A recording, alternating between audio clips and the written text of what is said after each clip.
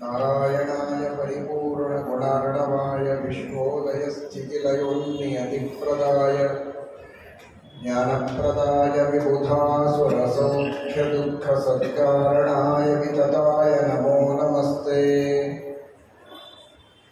ಧರ್ಮವಿಜ್ಞಾನವೈರಾಗ್ಯಪರಮೈಶ್ವರ್ಯಶಾಲಿನಃ ಆನಂದತೀರ್ಥಭಗವತ್ಪಾದಾನ್ ವಂದೇ ನಿರಂತರಂ. ಭವತಿ ಯದನುಭಾವಾದೇಡಮೂಕೋऽಪಿ ವಾಗ್ಮೀಯದಮತಿರಪಿ ಜಂತುರ್ಜಾಯತೆ ಪ್ರಾಜ್ಞಮೂಲಿಃ सकलवचनचेतो देवता भारती सा मम वचसि निधत्तां सन्निधिं मानसे च. नमोऽस्तु तात्विका देवाः विष्णुभक्तिपरायणाः धर्ममार्गे प्रेरयन्तु भवन्तः सर्व एव हि. नौमिन्याय सुधादिवृज्जय मुनीं श्रीपादरत्सन्मणीं व्यासार्यान् विविधागमाब्धिविहरान् श्रीवादिराजानपि वन्दे हंसवरान् रघुत्तमगुरून् वैदग्ध्यवरान् निधीन् श्रीसत्यव्रतराघवेन्द्रमुनिमान् सद्बोधसध्यानमान् सत्याभिज्ञकराब्जोत्थान् पञ्चाशद्वर्षपूजनान् सत्यप्रमोदतीर्थान् यान् नौमिन्याय सुधारताम्.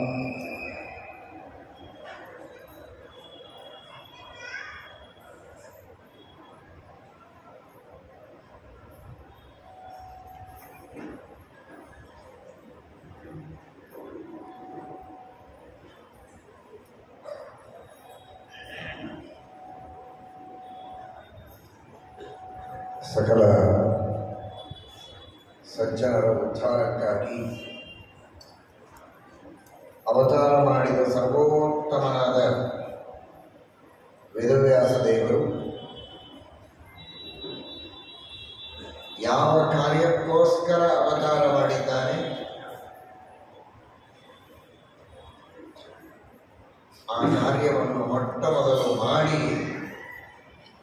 ಆ ನಂತರದಲ್ಲಿ ಇನ್ನುಳಿದ ಕಾರ್ಯಗಳನ್ನು ಮಾಡಬೇಕು ಅಂತ ದೇವತೆಗಳಿಗೂ ಒಂದು ಶಿಕ್ಷಣ ಕೊಡುವ ರೀತಿಯಲ್ಲಿ ಅವತಾರ ಮಾಡಿದ್ದೇ ತಡ ನಿಮಿತ್ತ ಮಾತ್ರಕ್ಕೆ ಪರಾಶರರಿಂದ ಉಪನಯನ ಸಂಸ್ಕಾರವನ್ನು ಮಾಡಿಸಿಕೊಂಡು ಅವರಿಗೇನೇ ತತ್ವೋಪದೇಶ ಮಾಡಿ ಜ್ಞಾನೋಪದೇಶ ಮಾಡಿ ಪರಾಶರರನ್ನೇ ಉದ್ಧಾರ ಮಾಡಿ ಪರಮಾತ್ಮ ಮೇರು ಪರ್ವತಕ್ಕೆ ಹೊರಟಿದ್ದಾರೆ.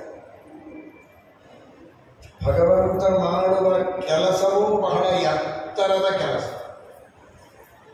ಕೋಶ್ಯನ್ಯ ಪುಂಡರೀಕಾಕ್ಷಾನ್ ಮಹಾಭಾರತ ಕೃದ್ಭವೇ. 10 ಅರ್ಥಗಳಿಂದ ಒಂದೊಂದು ಶ್ಲೋಕಕ್ಕೂ 10 ಅರ್ಥಗಳು ಕನಿಷ್ಠ ಪಕ್ಷ ಇರುವಂತಹ ಮಹಾಭಾರತದ ರಚನೆ.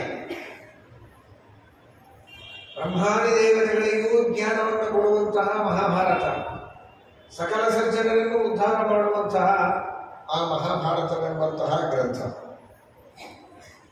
ಒಟ್ಟು 60 ಲಕ್ಷ ಶ್ಲೋಕಗಳ ಅತಿ ವಿಸ್ತೃತವಾದ ಆ ಮಹಾಭಾರತ ಗ್ರಂಥವನ್ನು ದೇವರು ಬಿಟ್ಟರೆ ಇನ್ನೊಬ್ಬರು ಮಾಡುವುದಕ್ಕೆ ಸಾಧ್ಯ ಇಲ್ಲ. ಇದು ಬಹಳ ದೊಡ್ಡದು. ಗ್ರಂಥದೊಳಗೆ ವಿಸ್ತಾರ ಅಂತ ಮಾತ್ರ ಅಲ್ಲ, ಅರ್ಥದ ಭಾರ ಇದೆ, ಗ್ರಂಥದ ಭಾರವೂ ಇದೆ. ವೇದಗಳಿಗಿಂತಲೂ ಉತ್ತಮವಾದದ್ದು ಮಹಾಭಾರತ.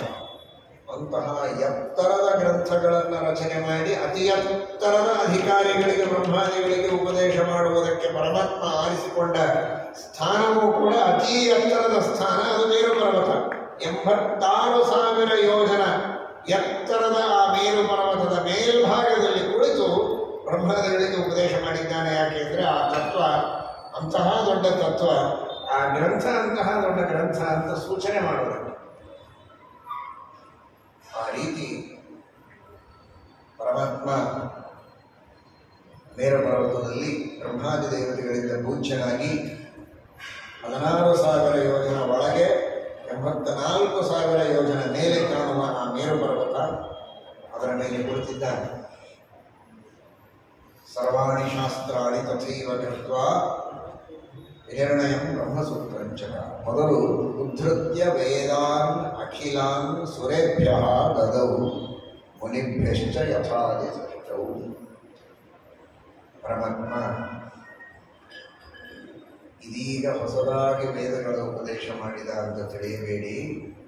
ಆದಿಸೃಷ್ಟಿಯಲ್ಲಿಯೇ ಪರಮಾತ್ಮ ಹಯಗ್ರೀವ ರೂಪದಿಂದ ಬ್ರಹ್ಮದೇವರಿಗೆ ಎಲ್ಲ ವಿದ್ಯೆಗಳ ಉಪದೇಶ ಮಾಡಿದ್ದಾನೆ ಅಂತ ನಮ್ಮ ಭಾಷಣದಲ್ಲಿ ಶ್ರೀಮದಾಚಾರ್ಯರು ತಿಳಿಸಿಕೊಡ್ತಾರೆ.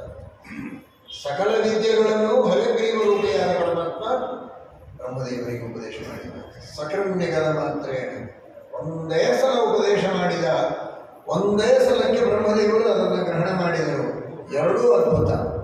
ಸರ್ವೋತ್ತಮನಾದ ಭಗವಂತನ ಉಪದೇಶದ ಶಕ್ತಿ, ಜೀವೋತ್ತಮನಾದ ಬ್ರಹ್ಮದೇವರ ಗ್ರಹಣ ಶಕ್ತಿ, ಧಾರಣ ಶಕ್ತಿ. ಏನು ಹೇಳಿದ್ರಿ? ಅರ್ಥ ಆಗಲಿಲ್ಲ, ಇನ್ನೊಮ್ಮೆ ಹೇಳಿ, ಮತ್ತೆ ಹೇಳಿ. ಇಲ್ಲ, ಸಕೃನ್ನಿಗದ ಮಾತ್ರ ಒಂದೇ ಸಲ ಹಯಗ್ರೀವ ದೇವರು ಸಕಲ ವಿದ್ಯೆಗಳ ಉಪದೇಶ ಮಾಡಿದರೆ ಬ್ರಹ್ಮದೇವರು ಅದೆಲ್ಲವನ್ನೂ ಗ್ರಹಣ ಮಾಡಿದ್ದಾರೆ. ಅಂತಹ ಅದ್ಭುತವಾದ ಆ ಸರ್ವೋತ್ತಮ ಜೀವೋತ್ತಮರ ಗುರು ಶಿಷ್ಯ ಆ ರೀತಿ ಪರಮಾತ್ಮ ಉಪದೇಶ ಮಾಡಿದ್ದಾನೆ. ಮೂಲವೇದ ಅದೆಲ್ಲವೂ ಸೇರಿ ಒಂದೇ ಒಂದು ವೇದವಾಗಿತ್ತು, ಮೂಲವೇದ ಅಂತ. ಅಂತಹ ಮೂಲವೇದದಿಂದ ಪರಮಾತ್ಮ ಉದ್ಧಾರ ಮಾಡಿ ತ್ರೈತಾಯುಗದಲ್ಲಿ ಹಯಗ್ರೀವ ರೂಪದಿಂದ ಅಂತ ಕೆಲವು ವ್ಯಾಖ್ಯಾನಕಾರರ ಅಭಿಪ್ರಾಯ, ಕೆಲವರ ಅಭಿಪ್ರಾಯ ಹಿಂದೆ ಆದ ವೇದವ್ಯಾಸಾವತಾರದಿಂದ ಅಂತ. ಅಂತೂ ತ್ರೇತಾಯುಗದಲ್ಲಿ ಪುನಃ ಉಪವೇದಗಳನ್ನು ಮಾಡಿ ಆ ಮೂಲವೇದದೊಳಗಿನ ಋಕ್, ನಿಗದ, ಸಾಮ ಈ ಭಾಗಗಳನ್ನು ಸ್ವಲ್ಪ ತೆಗೆದು ಉಪವೇದಗಳನ್ನು ಮಾಡಿದ. ಯಾಕೆ ಅಂದರೆ ಅಷ್ಟು ಶಕ್ತಿ ಜನರಿಗಿಲ್ಲ ಅಂತ ಸಮಗ್ರ ವೇದವನ್ನು, ಮೂಲ ವೇದವನ್ನು ಅಧ್ಯಯನ ಮಾಡುವುದು. ಆಮೇಲೆ ಪುನಃ ದ್ವಾಪರ ಯುಗದಲ್ಲಿ ಪೂರ್ವದಲ್ಲಿ ಹಯಗ್ರೀವ ರೂಪದಿಂದ ತಾನೇ ಮಾಡಿದ ಉಪವೇದದ ವಿಭಾಗಗಳಿಂದ ಮತ್ತೆ ಒಂದೊಂದು ಭಾಗವನ್ನು ಆರಿಸಿ ತೆಗೆದು ವ್ಯಾಸಾವತಾರದಲ್ಲಿ ಋಗ್ವೇದ, ಯಜುರ್ವೇದ, ಸಾಮವೇದ ಅಂತ ಅವಾಂತರ ವೇದಗಳನ್ನು ಪರಮಾತ್ಮ ಮತ್ತೆ ತೆಗೆದ. ಮೂಲವೇದ, ಉಪವೇದ, ದ್ವಾಪರ ಯುಗದಲ್ಲಿ ಮತ್ತೆ ಅವಾಂತರ ವೇದ ಮಾಡುವುದಲ್ಲದೆ ಒಂದೊಂದು ವೇದಗಳಲ್ಲಿ ಮತ್ತೆ ಶಾಖಾ ವೇದಗಳನ್ನು ಮಾಡ್ತಾನೆ. ಎಲ್ಲರಿಗೂ ಸಮಗ್ರ ವೇದಗಳನ್ನು ಓದಲಿಕ್ಕೆ ಆಗೋದಿಲ್ಲ ಅಂದರೆ ಅವರವರ ಶಾಖೆಯನ್ನಾದರೂ ಅವರು ಓದಲಿ, ಶಕ್ತಿ ಇಲ್ಲದವರು ಅಂತ. ಅದಕ್ಕಾಗಿ ಋಗ್ವೇದದಲ್ಲಿ 24, ಯಜುರ್ವೇದದಲ್ಲಿ 101, ಸಾಮವೇದದಲ್ಲಿ 1000, ಅಥರ್ವ ವೇದದಲ್ಲಿ 12 ಶಾಖೆಗಳನ್ನು ಪರಮಾತ್ಮ ವಿಭಾಗ ಮಾಡಿಕೊಟ್ಟಿದ್ದಾನೆ. ಅದಕ್ಕಾಗಿಯೇ ವೇದ ವ್ಯಾಸ, ವೇದಗಳ ವಿಭಾಗ ಮಾಡಿಕೊಟ್ಟದ್ದಕ್ಕೆ. ಇದೇನು ಭಾಳ ದೊಡ್ಡ ಕೆಲಸ ಅಲ್ಲ, ತಿಳ್ಕೋಬೇಡಿ. ವೇದಗಳು ಅನಂತ ಇವೆ. ಆ ಅನಂತ ವೇದಗಳಲ್ಲಿದ್ದದ್ದನ್ನು ಉದ್ಧರಣೆ ಮಾಡಿ ಕೊಡೋದು ಅನ್ನೋದೇ ಅನಂತ ಜ್ಞಾನ ಇರುವ ಭಗವಂತನಿಗೆ ಸಾಧ್ಯವಾದದ್ದು, ಉಳಿದವರಿಗೆ ಸಾಧ್ಯವಲ್ಲ. ಏನೋ ವೇದ ಅಂತ ಒಂದಿಷ್ಟು ಗ್ರಂಥ ಇದೆ, ಒಂದು ದಿವಸ ಕುಳಿತು ನೋಡಿ, ಎಲ್ಲ ನೋಟ್ಸ್ ಮಾಡಿ ಇಷ್ಟಿಷ್ಟು ಅಂತ ವಿಭಾಗ ಮಾಡಿಕೊಟ್ರು ಅಂತ ತಿಳಿಬೇಡಿ. ಅನಂತ ವೈ ವೇದಾಹ, ವೇದಗಳು ಅನಂತ. ಅನಂತ ವೇದಗಳನ್ನು ತಿಳಿದುಕೊಳ್ಳೋದೇ ಕಷ್ಟ. ಸಾಮಾನ್ಯರು ಸರ್ವಜ್ಞನಾದ ಭಗವಂತನಿಗೆ ಇದೇನೂ ಅಸಾಧ್ಯ ಅಲ್ಲ ಅಂತ ಹಿಂದೇನೆ ಪ್ರವಚನದಲ್ಲಿ ನೀವು ಕೇಳಿದಿರಿ. ಮಜ್ಞಾನ ಅವ್ಯಾಕೃತ ಆಕಾಶೆ ಪ್ರಾಪ್ನೋತಿ ಪರಮಾಣುತ. ಇಷ್ಟೆಲ್ಲ ವೇದಗಳನ್ನು ಹೇಗೋ ಕಷ್ಟಪಟ್ಟು ತಿಳ್ಕೊಂಡಿದ್ದಾನೆ ಅಂತ ತಿಳ್ಕೋಬೇಡಿ. ಆ ಪರಮಾತ್ಮನ ಅನಂತ ಜ್ಞಾನದೊಳಗೆ ಈ ವೇದಗಳು ಎಲ್ಲಿ ಸೇರ್ತವೆ ಅಂದರೆ ಅನಂತ ಅವ್ಯಾಕೃತ ಆಕಾಶದೊಳಗೆ, ಇನ್ಫಿನಿಟ್ ಆದ ಸ್ಪೇಸಿನೊಳಗೆ ಒಂದು ಆಟಮ್ ಹೇಗೆ ಎಲ್ಲಿಯೋ ಒಂದು ಮೂಲೆಯಲ್ಲಿರುತ್ತೋ ಹಾಗೆ ಅನಂತವಾದ ಆ ಪರಮಾತ್ಮನ ಜ್ಞಾನವೆಂಬ ಅವ್ಯಾಕೃತ ಆಕಾಶದಲ್ಲಿ ವೇದಗಳೆಂಬ ಈ ಶಾಸ್ತ್ರಗಳು ಎಲ್ಲಿಯೋ ಒಂದು ಕಡೆಗಿವೆ. ಅಷ್ಟು ಚಿಕ್ಕದು, ಅವನ ಜ್ಞಾನ ಅಷ್ಟು ದೊಡ್ಡದು. ಅಂತಹ ಪರಮಾತ್ಮ ಆ ವೇದಗಳ ಜ್ಞಾನವನ್ನು ಅನಾದಿ ಕಾಲದಿಂದ ಪರಿಪೂರ್ಣವಾಗಿ ಪಡೆದುಕೊಂಡ ಭಗವಂತ ಅತೀ ಲೀಲಾಜಾಲವಾಗಿ ಆ ವೇದಗಳ ವಿಭಾಗವನ್ನು ಮಾಡಿ ಯಾರಿಗೆ ಎಷ್ಟು ಯೋಗ್ಯ ಅದನ್ನು ಅವರು ಅಧ್ಯಯನ ಮಾಡಬೇಕು ಅನ್ನುವ ರೀತಿಯಲ್ಲಿ ವ್ಯವಸ್ಥೆ ಮಾಡಿ ಅದರ ಅರ್ಥವನ್ನು ಉಪದೇಶ ಮಾಡಿದ್ದಾರೆ. ಅಥರ್ವಣ ಭಾಷ್ಯದಲ್ಲಿ ಶ್ರೀಮದ್ ಆನಂದತೀರ್ಥ ಭಗವತ್ಪಾದಾಚಾರ್ಯರು ಹೇಳ್ತಾರೆ, ಕೃತಯುಗದಲ್ಲಿರುವ ಜನ ವೇದಗಳ ಅಧ್ಯಯನವನ್ನು ಮಾಡ್ತಾ ಇದ್ದಾರೆ. ವೇದಾಧ್ಯಯನ ಮಾಡುವಾಗ ವೇದ ಪ್ರತಿಪಾದ್ಯನಾದ ವ್ಯಕ್ತಿ ಸಾಕ್ಷಾತ್ ವಿಷ್ಣು ನಾರಾಯಣ ಅವನೊಬ್ಬರನ್ನೇ ಭಜನೆ ಮಾಡ್ತಾರೆ. ಯಾವುದೇ ವೇದ ಇದೆ, ವೇದ ಅದರ ಅವಾಂತರವಾದ ಯಾವುದೇ ಭಾಗಗಳು ಶಾಖೆಗಳು ಏನೇ ಓದಿದರೂ ವೇದ ಪ್ರತಿಪಾದ್ಯರಾದವರು ವೇದೈಶ್ಚ ಸರ್ವೈರಹಮೇವ ವೇದ್ಯ ವಿಷ್ಣುವನ್ನೇ ಪ್ರತಿಪಾದನೆ ಮಾಡುತ್ತವೆ ಅಂತ. ಬೇರೆ ದೇವತೆಗಳನ್ನು ಪ್ರತಿಪಾದನೆ ಮಾಡುತ್ತದೆ, ವಿಷ್ಣುವನ್ನು ಮಾಡುತ್ತದೆ, ಹೀಗೆಲ್ಲ ಅಲ್ಲ. ಕೇವಲ ವಿಷ್ಣು ಪರತೆಯ ಎಲ್ಲ ವೇದಗಳನ್ನು ಚಿಂತನೆ ಮಾಡಿ ಹಾಗೆಯೇ ಕರ್ಮಾನುಷ್ಠಾನಾದಿಗಳನ್ನು ಮಾಡುವುದು. ಹಾಗಾದರೆ ಕೃತಯುಗದಲ್ಲಿದ್ದ ಜನ ಬ್ರಹ್ಮಾದಿ ದೇವತೆಗಳ ಪೂಜೆ ನಮಸ್ಕಾರ ಸೇವೆ ಮಾಡ್ತಾ ಇರಲಿಲ್ವೇ? ಅವಶ್ಯವಾಗಿ ಮಾಡ್ತಾ ಇದ್ರು. ಆದರೆ ಆ ವೇದ ಪ್ರತಿಪಾದ್ಯತೆಯ ವಿಷ್ಣುವಿಗೆ ನಮಸ್ಕಾರ ಮಾಡಿ ಇಂತಹ ವೇದದ ಪರಂಪರೆ ಸಂಪ್ರದಾಯ ಪ್ರವರ್ತನ ಮಾಡಿದವರು ಬ್ರಹ್ಮಾದಿ ದೇವತೆಗಳು ಅಂತ ಅವರಿಗೆ ನಮಸ್ಕಾರ ಮಾಡ್ತಿದ್ರು. ವಕ್ತೃತ್ವೇನ ಪಿತೃತ್ವೇನ ಕಾರಿತ್ವೇನ ತಥೈವ ಚ. ಅವರೆಲ್ಲ ನಮಗೆ ದೇಹ ಕೊಟ್ಟ, ನಮ್ಮೆಲ್ಲರ ದೇಹೇಂದ್ರಿಯಾದಿಗಳ ಉತ್ಪತ್ತಿಗೆ ಕಾರಣರಾದವರು ತಂದೆ ಇದ್ದ ಹಾಗೆ ಬ್ರಹ್ಮಾದಿ ದೇವತೆಗಳು. ಉಪದೇಶ ಮಾಡಿದವರಾದ್ದರಿಂದ ಗುರುಗಳು. ಕಾರಿತ್ವೇನ ವೇದೋಕ್ತ ಮಂತ್ರ ಪಠನ ಪುರಸ್ಸರವಾಗಿ ಯಜ್ಞಯಾಗಾದಿಗಳನ್ನು ಮಾಡುವವರು, ವಿಷ್ಣು ಪೂಜೆಯನ್ನು ಮಾಡುವವರು. ಆದ್ದರಿಂದ ವೇದದ ಮಂತ್ರಗಳ ಸಂಪ್ರದಾಯ ಪ್ರವರ್ತನ ಮಾಡುವುದಲ್ಲ, ವೇದ ಮಂತ್ರ ಪೂರ್ವಕವಾಗಿ ಭಗವಂತನ ಪೂಜಾದಿಗಳನ್ನು ಮಾಡುವ ಸಂಪ್ರದಾಯವನ್ನು ಪ್ರವರ್ತನೆ ಮಾಡಿದವರು ಅನ್ನೋದಕ್ಕಾಗಿ ದೇವತೆಗಳಿಗೆ ನಮಸ್ಕಾರ ಮಾಡುತ್ತಾ ಇದ್ದರು. ಪ್ರತಿಪಾದ್ಯತೆಯ ಪರಮಾತ್ಮನಿಗೆ ಮಾತ್ರ ನಮಸ್ಕಾರವನ್ನು ಮಾಡುತ್ತಾ ಇದ್ದಾರೆ. ಮುಖ್ಯ ಪ್ರತಿಪಾದ್ಯತೆಯ ಅದನ್ನು ಶ್ರೀಮದಾಚಾರ್ಯರು ತಿಳಿಸಿಕೊಡ್ತಾರೆ. ಬ್ರಹ್ಮರುದ್ರೇಂದ್ರ ಪೂರ್ವೈಸ್ತು ನಾಮಭಿ ಪ್ರೋಚ್ಯತೆ ಹರಿ. ಬ್ರಹ್ಮ, ರುದ್ರ, ಇಂದ್ರ ಏನೇ ಶಬ್ದಗಳು ವೇದಗಳಲ್ಲಿ ಬರಲಿ, ಪಂಚರಾತ್ರಾದಿಗಳಲ್ಲಿ ಬರಲಿ, ಎಲ್ಲ ಶಬ್ದಕ್ಕೂ ವಿಷ್ಣು ಅಂತೆ ಅರ್ಥ. ದೇವತಾತ್ವೇನ ಇಜ್ಯ ಸಹ. ಹಾಗಾದರೆ ಉಳಿದ ದೇವತೆಗಳನ್ನ ವಕ್ತೃತ್ವೇನ ಪಿತೃತ್ವೇನ ಕಾರಿತ್ವೇನೈವ ಚಾದರ ಇಜ್ಯಂತೆ ದೇವತಾಸ್ತರ್ವಾಹ ನತು ದೇವತೆಯ. ದೇವ ಅನ್ನುವ ಶಬ್ದಕ್ಕೆ ಪ್ರತಿಪಾದ್ಯ ಅಂತ. ಶಾಸ್ತ್ರ ಪ್ರತಿಪಾದ್ಯತ್ವೇನ ನಮಸ್ಕಾರ ಮಾಡೋದು ವಿಷ್ಣು ಒಬ್ಬನನ್ನೇ. ಈ ಕೃತಯುಗದಲ್ಲಿರುವಂತಹ ಏಕಾಂತ ಭಕ್ತರು, ಏಕನಿಷ್ಠರಾದ ಭಕ್ತರಿದ್ದು ಕ್ರಮವಾಗಿ ತ್ರೇತಾಯುಗದಲ್ಲಿ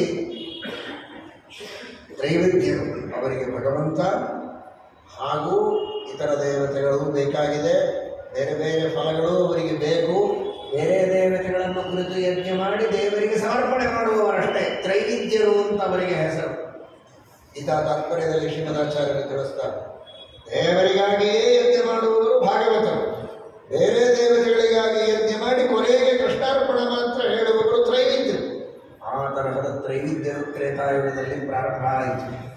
ಆಗ ಪರಮಾತ್ಮನನ್ನು ಹಾಗೂ ಇತರ ದೇವತೆಗಳನ್ನು ಅವರು ಭಜನೆ ಮಾಡುವುದಕ್ಕೆ ಪ್ರಾರಂಭ ಮಾಡಿದ್ದಾರೆ. ಕೃತಯುಗದಲ್ಲಿ ಮಾತ್ರ ಉತ್ತಮ ಭಗವದ್ಭಕ್ತರು ಸಕಲ ವೇದಗಳು ಹಾಗೂ ಪಂಚರಾತ್ರಗಳಿಂದ ಪರಮಾತ್ಮನ ಉಪಾಸನೆ ಮಾಡ್ತಾ ಇದ್ದರು. ಮಧ್ಯಮರು ಕೇವಲ ವೇದಗಳಿಂದ, ಅಧಮರು ಕೇವಲ ಪಂಚರಾತ್ರದಿಂದ, ಉತ್ತಮರು ಮಾತ್ರ ಸಕಲ ವೇದಗಳು ಮತ್ತು ಪಂಚರಾತ್ರಗಳಿಂದ ಪರಮಾತ್ಮನ ಭಜನೆ ಮಾಡಿದ್ದಾರೆ. ಆಮೇಲೆ ತ್ರೇತಾಯುಗದಲ್ಲಿರುವಂತಹ ಜನ ಕೇವಲ ಋಗ್ಯಜಸ್ಸಾಮ ವೇದಗಳಿಂದ ಮಾತ್ರ ಪರಮಾತ್ಮನ ಭಜನೆಯನ್ನು ಮಾಡ್ತಾ ಇದ್ದರು. ದ್ವಾಪರದಲ್ಲಿದ್ದವರು ಕೇವಲ ಪಂಚರಾತ್ರಗಳಿಂದ. ಕಲಿಯುಗದಲ್ಲಿ ಕಲೌತು ನಾಮ ಮಾತ್ರೇಣ ಪೂಜ್ಯತೆ ಭಗವಾನ್ ಹರಿ. ಕೇವಲ ರಾಮ, ಕೃಷ್ಣ, ಗೋವಿಂದ, ವಿಷ್ಣುರು ಷಟ್ಕಾರ ನಾಮಮಾತ್ರಗಳಿಂದ ಪರಮಾತ್ಮನ ಪೂಜೆಯನ್ನು ಮಾಡುವಂಥವರು ಕಲಿಯುಗದಲ್ಲಿ ಬರ್ತಾರೆ ಅಂತ ಅಥರ್ವಣೋಪನಿಷತ್ತಿನಲ್ಲಿ ಇದು ಸಾಮಾನ್ಯವಾಗಿ ಹೇಳಿದ್ದು. ಹಾಗಾದರೆ ಇಲ್ಲಿ ಯಾರೂ ಕೂಡ ಸಕಲ ವೇದಗಳಿಂದ ಪರಮಾತ್ಮನ ಉಪಾಸನೆ ಮಾಡುವವರು ಇಲ್ಲವೇ ಇಲ್ಲ ಅಂತಲ್ಲ, ಉತ್ತಮಾಧಿಕಾರಿಗಳಿದ್ದೇ ಇದ್ದಾರೆ. ದ್ವಾಪರ ಯುಗದಲ್ಲಿ ಕೇವಲ ಪಂಚರಾತ್ರ ಅಂದರೆ ಪಾಂಡವರೇ ಇದ್ದರು, ಭೀಮಸೇನ ದೇವರೇ ಇದ್ದರು. ಅವರೆಲ್ಲ ಸಕಲ ವೇದಗಳಿಂದಲೂ ಪಂಚರಾತ್ರಾದಿಗಳಿಂದಲೂ ಪರಮಾತ್ಮನ ಉಪಾಸನೆ ಮಾಡುವರು. ಕಲಿಯುಗದಲ್ಲಿ ಶ್ರೀಮದ್ ಆಚಾರ್ಯರಿದ್ದಾರೆ. ಹಾಗೆ ತ್ರೇತಾಯುಗದಲ್ಲಿಯೂ ಕೂಡ ವಸಿಷ್ಠಾದಿ ಮಹರ್ಷಿಗಳು ಸಕಲ ವೇದಗಳಿಂದಲೂ ಅವರವರ ಯೋಗ್ಯತಾನುಸಾರೇಣ ಪರಮಾತ್ಮನ ಉಪಾಸನೆ ಮಾಡುವವರು ಇದ್ದರು ಅಂತ ವ್ಯಾಖ್ಯಾನಕಾರರು, ವಾದಿರಾಜ ಶ್ರೀಪಾದಗಳವರು ಹಾಗೂ ಅನೇಕ ವ್ಯಾಖ್ಯಾನಕಾರರು ಆ ವಿಷಯಗಳನ್ನು ತಿಳಿಸ್ತಾರೆ. ಈ ರೀತಿ ಆ ವೇದಗಳ ಉದ್ಧಾರವನ್ನು ವೇದವ್ಯಾಸ ದೇವರು ದ್ವಾಪರ ಯುಗದಲ್ಲಿ ಮಾಡಿದ್ದು ಹೇಗೆ ಅನ್ನುವುದನ್ನು ತಿಳಿಯಬೇಕು. ಇದೇ ಮೊದಲು ಬಾರಿ ಅಂತ ತಿಳಿಯುವುದಲ್ಲ. ಆದಿ ಸೃಷ್ಟಿಯಲ್ಲಿ ಪರಮಾತ್ಮ ಮೊದಲು ಸಕಲ ವೇದಗಳ ಉಪದೇಶವನ್ನು ಬ್ರಹ್ಮದೇವರಿಗೆ ಮಾಡಿದ. ಆಮೇಲೆ ತ್ರೇತಾಯುಗದಲ್ಲಿ ಪುನಃ ಉಪವೇದಗಳನ್ನು ಮಾಡಿದ.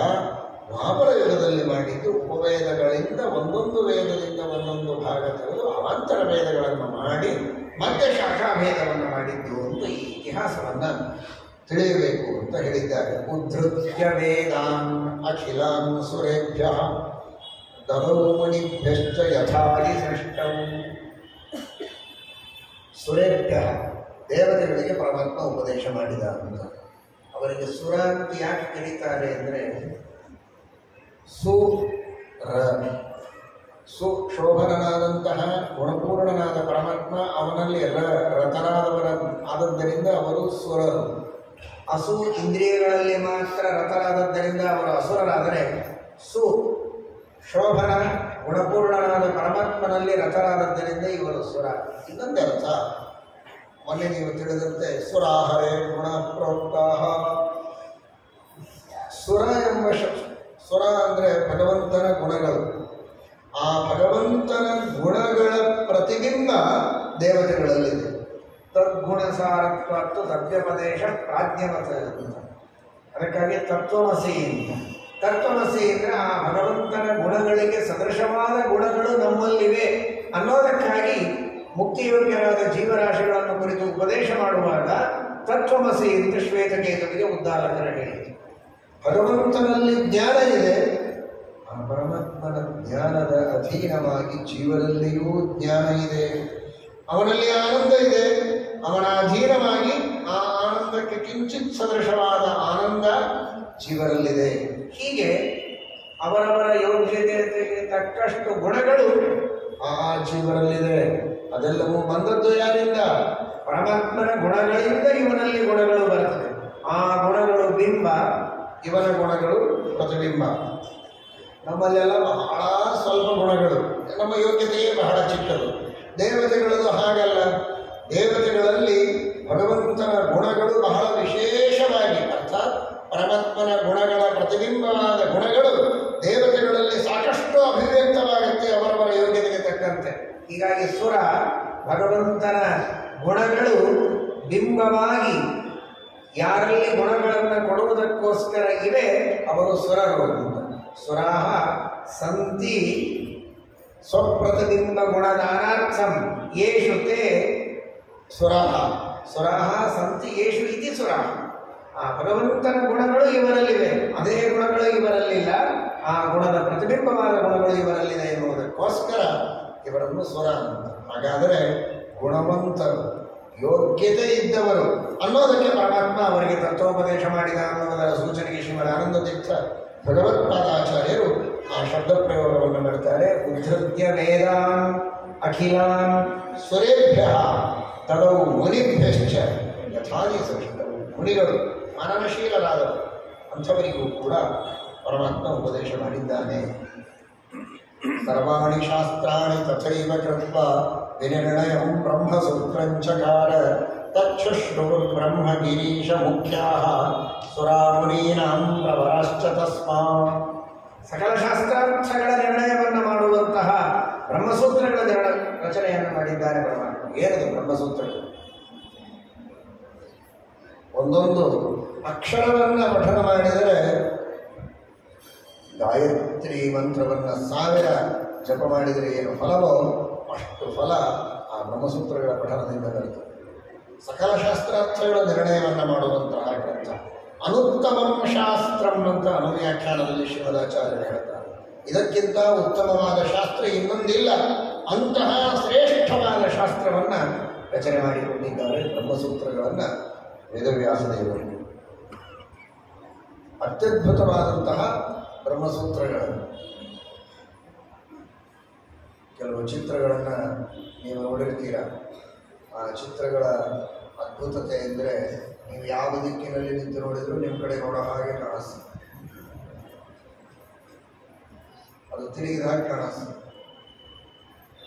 ಅಷ್ಟಕ್ಕೆ ಆ ಚಿತ್ರ ಅದ್ಭುತ ಅಂತೀರ. ಬ್ರಹ್ಮಸೂತ್ರ ಎಷ್ಟೋ ಅದ್ಭುತ ಗೊತ್ತಾ? ಶ್ರೀಮದ್ ಆಚಾರ್ಯರು ವರ್ಣನೆ ಮಾಡ್ತಾರೆ ಅನ್ವ್ಯಾಖ್ಯಾನದಲ್ಲಿ. 4 ಅಧ್ಯಾಯಗಳಿವೆ ಬ್ರಹ್ಮಸೂತ್ರದಲ್ಲಿ. ಎಲ್ಲ ಅಧ್ಯಾಯಗಳಿಗೂ ಎಲ್ಲ ಅಧ್ಯಾಯಗಳ ಅರ್ಥ ಉಂಟು. ಅಷ್ಟು ಅದ್ಭುತವಾದ ರೀತಿಯಲ್ಲಿ ಶ್ರೀಮದಾಚಾರ್ಯರು ಬ್ರಹ್ಮಸೂತ್ರಗಳ ರಚನೆ ಮಾಡಿದ್ದಾರೆ. ವೇದವ್ಯಾಸದೇವರು ಬ್ರಹ್ಮಸೂತ್ರಗಳ ರಚನೆಯನ್ನು ಮಾಡಿದ್ದಾರೆ ಅಂತ ಹೇಳ್ತಾರೆ ಶ್ರೀಮದಾಚಾರ್ಯರು. ಸಾಮಾನ್ಯವಾಗಿ ಒಂದು ಸೂತ್ರಕ್ಕೆ ಒಂದು ಅರ್ಥ ನಾವು ತಿಳ್ಕೋಬಹುದು. ಆದರೆ ಶ್ರೀಮದಾಚಾರ್ಯರಿದ್ದಾರೆ. ಇಷ್ಟೇ ಅಲ್ಲ, ಎಲ್ಲ ಅಧ್ಯಾಯಗಳಿಗೂ ಎಲ್ಲ ಅಧ್ಯಾಯಗಳ ಎಲ್ಲ ಪಾದಗಳಿಗೂ ಎಲ್ಲ ಪಾದಗಳ ಅರ್ಥಗಳು ಉಂಟು. ಅಷ್ಟು ಅದ್ಭುತವಾಗಿ ವೇದವ್ಯಾಸ ದೇವರು ಬ್ರಹ್ಮಸೂತ್ರಗಳ ರಚನೆಯನ್ನು ಮಾಡಿದ್ದಾರೆ. ಬ್ರಹ್ಮ ಅಂದರೆ ವೇದಗಳು, ಆ ಸಕಲ ವೇದಾರ್ಥನಾದಂತಹ ಬ್ರಹ್ಮ ಪರಬ್ರಹ್ಮ ವಿಷ್ಣು, ಆ ವಿಷ್ಣುವಿನ ಜಗಜ್ಜನ್ಮಾದಿ ಕಾರಣತ್ವವನ್ನು ನಿರ್ಣಯಿಸುವುದಕ್ಕಾಗಿ ರಚನೆ ಮಾಡಿದಂತಹ ಸೂತ್ರಗಳು ಬ್ರಹ್ಮಸೂತ್ರಗಳು. ಅಂತಹ ಬ್ರಹ್ಮಸೂತ್ರಗಳನ್ನು ಪರಮಾತ್ಮ ರಚನೆ ಮಾಡಿ ಬ್ರಹ್ಮಾದಿ ದೇವತೆಗಳಿಗೆ ಉಪದೇಶ ಮಾಡಿದ್ದಾನೆ. ಮಧುಸೂದನ ವೀಕ್ಷಣಗಳು ವ್ಯಾಖ್ಯಾನ ಮಾಡುತ್ತಾರೆ. ಮಹಾಭಾರತದ ತಾತ್ಪರ್ಯ ನಿರ್ಣಯಕ್ಕೆ ಅವರು ತಿಳಿಸ್ತಾರೆ, ಬ್ರಹ್ಮದೇವರಿಗೆ ಮೊದಲೇ ಜ್ಞಾನ ಇತ್ತು, ಆದರೂ ಪರಮಾತ್ಮನಿಂದ ಶ್ರವಣ ಮಾಡಿದರು. ಯಾಕೆ ಅಂದರೆ ವಿಷ್ಣು ಪ್ರೀತ್ಯರ್ಥಮೇವಚ, ಪರಮಾತ್ಮನ ಪ್ರೀತಿಗಾಗಿ ದೇವರಿಂದ ಉಪದೇಶ ಪಡೆಯುವುದೇ ಒಂದು ದೇವರಿಗೆ ಪ್ರೀತಿಜನಕ. ಆ ಪರಮಾತ್ಮನ ಅನುಗ್ರಹವನ್ನು ಪಡೆಯುವುದಕ್ಕಾಗಿ ಉಪದೇಶವನ್ನು ಮಾಡಲಿದ್ದಾರೆ. ಕಿಂಚಿತ್ ಅಪ್ರಾಪ್ತ ಲಾಭಾರ್ಥಂಬ, ಜ್ಞಾನ ನಿತ್ಯದಲ್ಲಿಯೂ ಅವರಿಗೆ ಅಭಿವೃದ್ಧವಾಗತ್ತೆ. ವಿಶೇಷವಾಗಿ ಕಿಂಚಿತ್ ಹೊಸ ಜ್ಞಾನವನ್ನು ಅವರಿಗೆ ಪರಮಾತ್ಮ ಕೊಟ್ಟಿದ್ದಾನೆ, ವಿದ್ಯಮಾನವಾದ ಜ್ಞಾನದ ದೃಢೀಕರಣಕ್ಕಾಗಿ. ಹೀಗೆ ಪರಮಾತ್ಮ ಉಪದೇಶವನ್ನು ಮಾಡಿದ್ದಾನೆ ಎಂಬುದಾಗಿ ತಿಳಿಸಿಕೊಟ್ಟಿದ್ದಾರೆ. ಬ್ರಹ್ಮದೇವರಿಗೆ ವಿಶೇಷವಾಗಿ ಭಗವತ್ ಪ್ರೀತಿ ಪ್ರಯೋಜನ, ಇನ್ನುಳಿದವರಿಗೆ ದಾರ್ಢ್ಯವೂ ಕೂಡ ಬೇಕು. ಜ್ಞಾನಂತೋಪಿ ವಿಶೇಷಾರ್ಥ ಜ್ಞಾನಾಯ ಸ್ಥಾಪನಾಯ. ಹಾಗೆ ಬ್ರಹ್ಮಾದಿ ದೇವತೆಗಳನ್ನು ಕುರಿತು ಪರಮಾತ್ಮ ಉಪದೇಶ ಮಾಡಿದ. ಏನಾಯಿತು ಇದರಿಂದ ಲಾಭ ಅಂದರೆ ಮಹಾಭಾರತವನ್ನು ರಚನೆ ಮಾಡಿದ. ಸಮಸ್ತ ಶಾಸ್ತ್ರಾರ್ಥ ನಿದರ್ಶನಾತ್ಮಕಂ ಚಕ್ರೇ ಮಹಾಭಾರತ ನಾಮಧೇಯಂ ವೇದೋತ್ತಮಂ ತಚ್ಚ ವಿಧಾತ ಶಂಕರ ಪ್ರಧಾನಕೈಸ್ತನ್ಮುಖದ ಸ್ವರೈಶ್ವತ.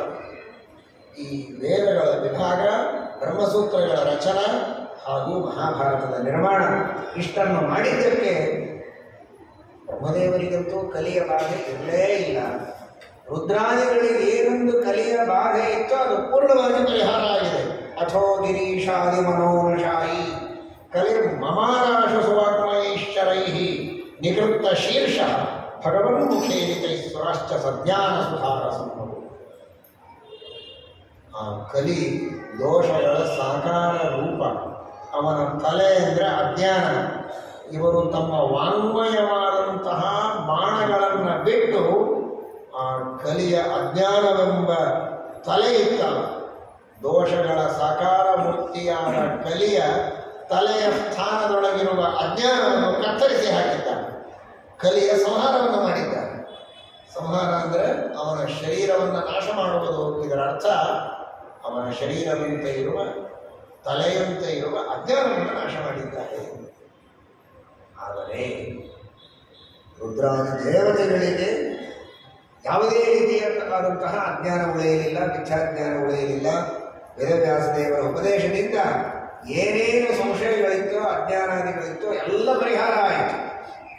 ಆದರೆ ಮನುಷ್ಯರು 3 ತರಹದ ಮನುಷ್ಯರಿದ್ದಾರೆ: ಉತ್ತಮ, ಮಧ್ಯಮ, ಅಧಮ. ಉತ್ತಮ ಮನುಷ್ಯರು ಮುಕ್ತಿಯೋಗ್ಯರು, ಮಧ್ಯಮ ಮನುಷ್ಯರು ನಿತ್ಯ ಸಂಸಾರಿಗಳು, ಅಧಮ ಮನುಷ್ಯರು ತಮೋಯೋಗ್ಯರು. ಈ ಕಡೆಗೆ ಅಸುರರಿದ್ದಾರೆ. ಅಸುರರಲ್ಲಿಯೂ ಕಲಿ ಹಾಗೆ ಇದ್ದಾನೆ, ಈ ತ್ರಿವಿಧ ಮನುಷ್ಯರಲ್ಲಿಯೂ ಕಲಿ ಹಾಗೆ ಇದ್ದಾನೆ. ಅವನ ಸಂಹಾರ ಆಗಿಲ್ಲ ಇನ್ನು. ದೇವತೆಗಳಲ್ಲಿರುವ ಕಲಿಯ ಸಂಹಾರ ಆಯಿತು. ಆಗ ಪರಮಾತ್ಮ ವಿಚಾರ ಮಾಡಿದ, ಅಸುರರಲ್ಲಿ ಕಲಿ ಇರಲೇಬೇಕು, ಇರಲಿ, ಅವನನ್ನು ನಾಶ ಮಾಡಲೇಬಾರದು. ಯಾಕೆಂದರೆ ಅಸುರರಿಗೆ ಮುಕ್ತಿಯನ್ನು ಹೊಂದುವ ಯೋಗ್ಯತೆ ಇಲ್ಲ.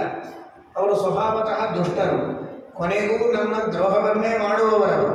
ಅವರಿಗೆ ಯೋಗ್ಯವಾದ ಜ್ಞಾನವನ್ನು ಕೊಟ್ಟು ಅವರಿಗೆ ಯೋಗ್ಯವಾದ ಗತಿಯನ್ನು ಕೊಡಬೇಕು. ಅಲ್ಲಿ ಕಲಿ ಹಾಗೆ ಇರಲಿ. ಇನ್ನಿಬ್ಬರು ಮನುಷ್ಯರಿದ್ದಾರಲ್ಲ, ಅಧಮ ಮನುಷ್ಯರು, ಅವರು ತಮೋಯೋಗ್ಯರು. ಮಧ್ಯಮ ಮನುಷ್ಯರು, ಅವರು ನಿತ್ಯ ಸಂಸಾರಿಗಳು, ಅವರಿಗೂ ಶುದ್ಧವಾದ ಜ್ಞಾನವನ್ನು ಕೊಟ್ಟು ಪ್ರಯೋಜನ ಇಲ್ಲ. ಹಾಗಾದರೆ ಉಳಿದವರು ಯಾರು? ಉತ್ತಮ ಮನುಷ್ಯರು. ಅವರಲ್ಲಿರುವ ಕಲಿಯನ್ನು ಮಾತ್ರ ನಾಶ ಮಾಡಬೇಕು.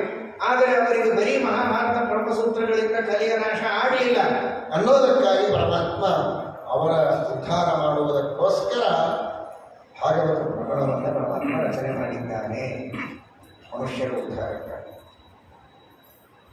ತಥೋ ನೃಣಾಂ ಕಾಲವಲಾತ್ ಸುಮಂದಂ ಆಯುರ್ಮತಿಂ ಕರ್ಮ ಚ ವೀಕ್ಷ ಕೃಷ್ಣ ವಿವ್ಯಾಸ ವೇದಾಂಸ ವಿಭುಶ್ಚತುರ್ಥ ಚಕ್ರೇ ತಥಾ ಭಾಗವತಂ ಪುರಾಣಂ.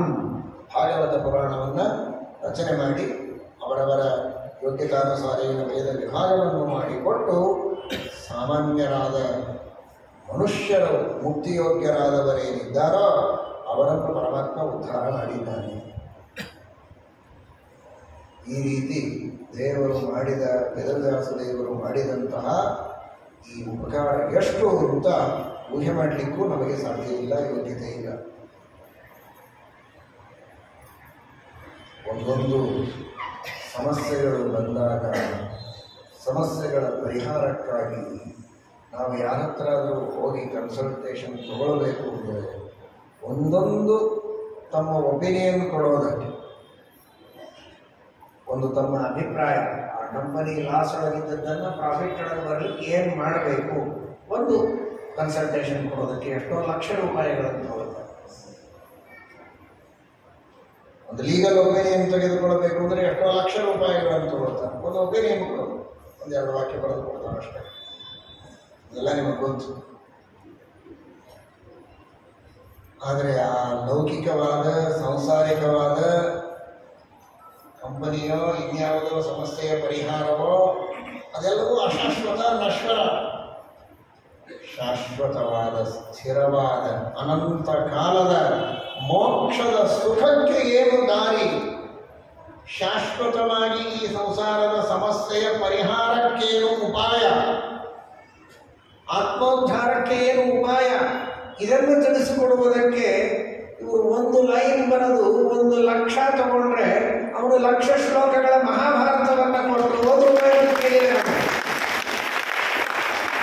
ಮನುಷ್ಯರಿಗೆ ಹಾಗೆ ನೋಡಿದರೆ ಒಟ್ಟು 60 ಲಕ್ಷ. ಅದರೊಳಗೆ ಮನುಷ್ಯರಿಗೆ ಕೊಟ್ಟ 1,00,000 ಶ್ಲೋಕಗಳಿದ್ದರೂ ಕೂಡ ಯಾರಿಗೆ ಕೇಳಿದ್ದಾರೆ ದೇವರು? ಎಂತಹ ಕಾರುಣ್ಯ ಪರಮಾತ್ಮ. ವೇದಗಳಿಗಂತೂ ಲೆಕ್ಕ ಇಲ್ಲ, ಅನಂತ ವೇದಗಳು. ಸರಿ, ಅದರೊಳಗೆ ನಮಗೆ ಯೋಗ್ಯವಾದ ವೇದಗಳನ್ನು ನಮ್ಮವರೆಗೆ ತಲುಪಿಸಿದ್ದಕ್ಕೂ ನಾವೇನು ದೇವರಿಗೆ ತಿರುಗಿ ಕೊಡೋದಕ್ಕೆ ಸಾಧ್ಯ? ಅಂತಹ ಅದಕ್ಕಾಗಿಯೇ ವಯಾ ಸಮಃ ಕೋನು ಹಿತೋ ಹರೇನಃ. ಇದೇ ಮಹಾಭಾರತದ ಅರ್ಪಣೆಗಳಲ್ಲಿ ಮುಂದೆ ಹೇಳ್ತಾರೆ ಶ್ರೀಮದಾಚಾರ್ಯರು, ದೇವರಿಗೆ ಸಮಾನರಾದ ಹಿತ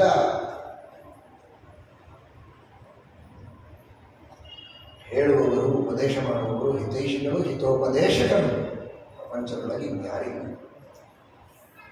ಚಕ್ರೇ ತಥಾ ಭಾಗವತಂ ಪುರಾಣಂ. ಈ ರೀತಿ ಪರಮಾತ್ಮ ಸಜ್ಜನರ ಉದ್ಧಾರವನ್ನು ಮಾಡಿದ. ಏ ಚ ಸಂತಸ್ತಮಸಾನುವಿಷ್ಟಾಸ್ತಾನ್ ಸುವಾಕ್ಯೈಸ್ತಮಸೋ ವಿಮುಂಚನ್ ಚಚಾರ ಲೋಕಾನ್ ಸಪತಿ ಪ್ರಯಾಂತಂ ಕೀಟಂ ವ್ಯಪಶ್ಯಂತಮೋಚ. ಒಂದು ಸ್ವಲ್ಪ ಆ ದ್ವಾಪರ ಯುಗಕ್ಕೆ ಎಲ್ಲರೂ ಹೋಗಿ ವೇದವ್ಯಾಸ ದೇವರು ಸಂಚಾರ ಮಾಡಿದರು. ಏನು ಭಾಗ್ಯ ನೋಡಿ. ಸ್ವತಃ ಸರ್ವೋತ್ತಮನಾದ ಭಗವಂತ ಊರೂರಿಗೆ ಸಂಚಾರ ಮಾಡಿಯೇ ಸಂತಸ್ತಮಸಾನುವಿಷ್ಟ. ಯಾರೆಲ್ಲರಿಗೆ ಅಜ್ಞಾನ ಇದೆ, ಮಿಥ್ಯಾಜ್ಞಾನ ಇದೆ, ಸಂಶಯಗಳಿವೆ. ಏನಪ್ಪ ನಿಮಗೆ ಸಂಶಯ? ಕೇಳು, ನಾನು ಸಂಶಯ ಪರಿಹಾರ ಮಾಡುತ್ತೇನೆ. ನಿನಗೇನು ತಿಳ್ಕೊಂಡಿದ್ದೀಯಾ ಈ ವೇದಗಳಿಗೆ ಅರ್ಥ ಹೇಳು. ಸರಿಯಾಗಿದ್ದರೆ ಸರಿ, ತಪ್ಪಾಗಿದ್ದರೆ ನಿನಗೆ ತಿಳಿಸಿಕೊಡುತ್ತೇನೆ ಅಂತ ಅಲ್ಲಲ್ಲಿದ್ದ ಸಜ್ಜನರಿಗಿರುವ ಸಂಶಯವನ್ನು, ಅಜ್ಞಾನವನ್ನು, ಮಿಥ್ಯಾಜ್ಞಾನವನ್ನು ಪರಿಹಾರ ಮಾಡಲಿಕ್ಕೆ ಚಚಾರ ಸಂಚಾರ ಮಾಡಿ ಎಲ್ಲ ಕಡೆಗೆ ಉಪದೇಶ ಮಾಡಿ ಅವರನ್ನು ಉದ್ಧಾರ ಮಾಡಿದ್ದಾರೆ. ಅಂದರೆ ಕುಳಿತಲ್ಲೇನೆ ಅವರವರ ಅಜ್ಞಾನ ಪರಿಹಾರ ಮಾಡಲಿಕ್ಕೆ ವೇದವ್ಯಾಸ ದೇವರಿಗೆ ಸಾಧ್ಯವಿರಲಿಲ್ಲ ಅಂತಲ್ಲ, ಅವರೆಲ್ಲರಿಗೆ ತಮ್ಮ ದರ್ಶನವನ್ನು ಕೊಟ್ಟು ಅವರಿಗೊಂದು ದೊಡ್ಡ ಭಾಗ್ಯವನ್ನು ಕರುಣಿಸಬೇಕಾಗಿದೆ. ತನ್ನ ಲೀಲೆ, ತನ್ನ ದರ್ಶನವನ್ನು ಕೊಟ್ಟು ಉಪದೇಶ ಮಾಡಿ ಅವರಿಗೆ ತತ್ವಜ್ಞಾನವನ್ನು ಕೊಡಬೇಕು ಅನ್ನುವ ಸಂಕಲ್ಪ. ಅದಕ್ಕಾಗಿ ಪರಮಾತ್ಮ ಹೋಗೋದು. ಅವನು ಕುಳಿತಲ್ಲೇ ಎಲ್ಲ ಮಾಡಲಿಕ್ಕೂ ಸಮರ್ಥ. ಆ ರೀತಿ ಪರಮಾತ್ಮ ಉದ್ಧಾರ ಮಾಡ್ತಾ ಇರುವಾಗ ಒಂದು ಸಣ್ಣ ಹುಳ, ಕೀಟ ಹುಳ ಆ ಪರಮಾತ್ಮನನ್ನು ನೋಡಿದೆ. ಪರಮಾತ್ಮ ಆ ಕೀಟವನ್ನು ನೋಡಿದ್ದಾನೆ. ಕೀಟ ಅವನನ್ನು ನೋಡೋದು ದೊಡ್ಡದಲ್ಲ, ಆ ಕೀಟವನ್ನು ಪರಮಾತ್ಮ ನೋಡಿದ. ವೇದವ್ಯಾಸ ದೇವರು ಹುಳವನ್ನು ದೇವರು ನೋಡಿದ. ಹುಳವನ್ನು ದೇವರು ನೋಡಿದ. ದೇವರ ಕೃಪಾ ದೃಷ್ಟಿ ನಮ್ಮ ಮೇಲೆ ಬೀಳಬೇಕು. ನಾವು ಚೆನ್ನಾಗಿ ದೇವರನ್ನು ನೋಡಿದೆವು, ರಾಮದೇವರ ದರ್ಶನ, ವೆಂಕಟೇಶ ದೇವರ ದರ್ಶನಕ್ಕೆ ನೀವು ಬರ್ತೀರಾ, ದೊಡ್ಡ ಭಾಗ್ಯವೇ ಸರಿ. ಆದರೆ ಮಹಾಭಾಗ್ಯ ಯಾವಾಗ ಅಂದರೆ ದೇವರ ದೃಷ್ಟಿ ನಮ್ಮ ಮೇಲೆ ಬೀಳುತ್ತೆ. ಅಂದರೆ ಅವನಿಗೇನು ಅಷ್ಟು ಕಾಣಿಸಂಗಿಲ್ಲ, ಒಂದು ಚಸ್ಮಾ ಕೊಡಬೇಕು ಇನ್ನೊಂದರಿಗೆ ಅಂಥದ್ದೆಲ್ಲ ಕೆಲಸ ಮಾಡಬೇಕು. ದೇವರ ದೃಷ್ಟಿ ನಮ್ಮ ಮೇಲೆ ಬೀಳಲಿಕ್ಕೆ ದೇವರಿಗೆ ಅನಂತ ಶಕ್ತಿ, ವಿಶ್ವತಶ್ಚಕ್ಷು, ಯಾವಾಗಲೂ ಅವನ ಕಣ್ಣು ನಮ್ಮ ಮೇಲಿದೆ ಅಂತ ನಾವು ಬದುಕಿದ್ದೇವೆ. ಅವನು ಸರ್ವತೋಮುಖ. ಅದಲ್ಲ, ಕೃಪಾ ದೃಷ್ಟಿ. ಇವನನ್ನು ಉದ್ಧಾರ ಮಾಡಬೇಕು ಎಂಬುದಕ್ಕೆ ನಮ್ಮ ಮೇಲೆ ಅವನ ಕೃಪಾ ದೃಷ್ಟಿ ಬೀಳಬೇಕಾದರೆ ನಮ್ಮಲ್ಲಿ ಸಜ್ಜನಿಕೆ ಇರಬೇಕು, ನಮ್ಮಲ್ಲಿ ಪ್ರಾಮಾಣಿಕತೆ ಇರಬೇಕು, ನಾವು ಗುಣವಂತರಾಗಬೇಕು. ಪರಮಾತ್ಮನಿಗೆ ಪ್ರೀತಿ ನಮ್ಮ ಮೇಲೆ ಬರಬೇಕು ಅಂದರೆ ಏನಿರಬೇಕೋ ಅದಿರಬೇಕು.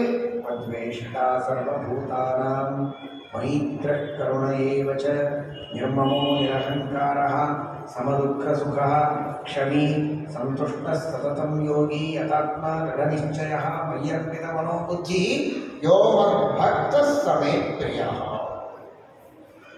ಹಾಗೆ ಆ ಕಾಮಕ್ರೋಧಾದಿ ದೋಷಗಳನ್ನು ದೂರ ಮಾಡಿ ಜ್ಞಾನಭಕ್ತಿ ವೈರಾಗ್ಯಗಳನ್ನು ಅಲ್ಪವಾಗಿಯಾದರೂ ದೊಡ್ಡವರ ಉಪದೇಶದಿಂದ ಪಡೆದುಕೊಂಡು ದೇವರ ಮುಂದೆ ಕುಳಿತರೆ, ದೇವರ ಮುಂದೆ ಕೊಡಬೇಕು ಅಂತಲ್ಲ, ನಾವೆಲ್ಲಿ ಕುಳಿತರೂ ದೇವರ ಕೃಪಾದೃಷ್ಟಿ ನಮ್ಮ ಮೇಲೆ ಬೀಳುತ್ತದೆ. ಆ ಗುಣವಂತಿಕೆ ಇರಬೇಕು.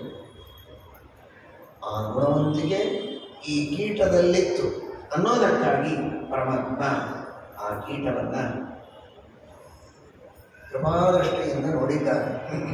ನೋಡಿದವನೇ ಪರಮಾತ್ಮ ಅಂತಾನೆ. ಭವಸ್ವರಾಜ ಕುಶರೀರವೇ ತತ್ಯಕ್ವೇತಿ ನೈಚ್ಛತ್ತದಸೌ ತತಸ್ಥಂ ಅತ್ಯಕ್ತ ದೇಹಂ ನೃಪತಿಂ ಚಕಾರ ಪುರಾ ಸ್ವಭಕ್ತಂ ವೃಷಲಂ ಸುಲುಬ್ಧಂ. ಇದೇನೋ ನೀನು ನನ್ನ ಭಕ್ತ, ಸರ್ವಜ್ಞನಾದ ಪರಮಾತ್ಮ ಹೇಳ್ತಾನೆ, ಹೋದ ಜನ್ಮದಲ್ಲಿ ನೀನು ನನ್ನ ಪರಮ ಭಕ್ತ, ಈಗ ಹುಳ ಆಗಿ ಹುಟ್ಟಿದ್ದಿ. ಯಾಕೆ ಹುಳ ಆಗಿ ಹುಟ್ಟಿದ ಗೊತ್ತ? ಸುಲುಬ್ಧಂ, ಧನದ ಲೋಭ. ಬೇಕಾದಷ್ಟು ಸಂಪತ್ತಿದ್ದರೂ ದಾನ ಮಾಡುತ್ತಿರಲಿಲ್ಲ. ಹಣ ತನಗೆ ಬೇಕು ಬೇಕು ಬೇಕು, ತಾನೇ ಇಟ್ಟುಕೊಳ್ಬೇಕು ಅನ್ನುವ ಆಶೆ. ಹೀಗಾಗಿ ಅತ್ಯಂತ ಲೋಭ. ಆ ಲೋಭದ ಫಲ ಇದು. ವ್ಯಾಖ್ಯಾನಕಾರರು ವರದ ರಾಜಾಚಾರ್ಯರು ಹೇಳ್ತಾರೆ, ಧನಾದಿಷು ಅತ್ಯಂತ ಲೋಭಯುಕ್ತನು, ಆದ್ದರಿಂದ ಕೀಟಯೋನಿ ಪ್ರಾಪ್ತ. ಕೀಟಯೋನಿ ಯಾಕೆ ಬಂತು ಅಂದರೆ ಅತಿಯಾದ ಲೋಭ ಇದ್ದದ್ದರಿಂದ ಆ ಯೋನಿಯನ್ನು ಪರಮಾತ್ಮ ಕೊಟ್ಟಿಲ್ಲ. ಏನಿದ್ರೂ ನನಗೆ ಬೇಕು ನನಗೆ ಬೇಕು ನನಗೆ ಬೇಕು ಅಂತ ಲೋಭ ಮಾಡ್ತೀಯಲ್ಲ, ಏನೂ ಸಿಗದೇ ಇರುವಂತಹ ಯೋನಿಯಲ್ಲಿ ನಿನ್ನನ್ನು ಹುಟ್ಟಿಸ್ತೇನೆ, ಒದ್ದಾಡೋದು.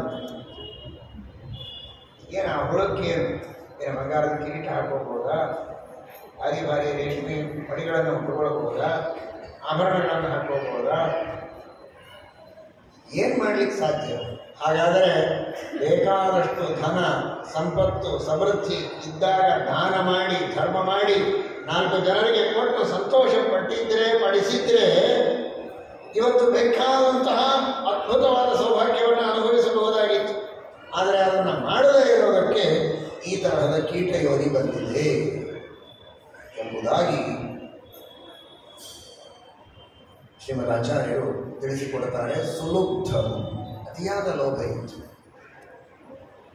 ಆದರೆ ಸ್ವಭಕ್ತಂ, ಭಕ್ತಿ ಮಾತ್ರ ಇತ್ತು ಪರಮಾತ್ಮನಲ್ಲಿ. ಒಂದು ದೋಷ ಲೋಭ ಇತ್ತು, ಆದರೆ ಗುಣ, ದೊಡ್ಡ ಗುಣ ಅಂದರೆ ವಿಷ್ಣು ಭಕ್ತಿ ಮಾತ್ರ ಇತ್ತು.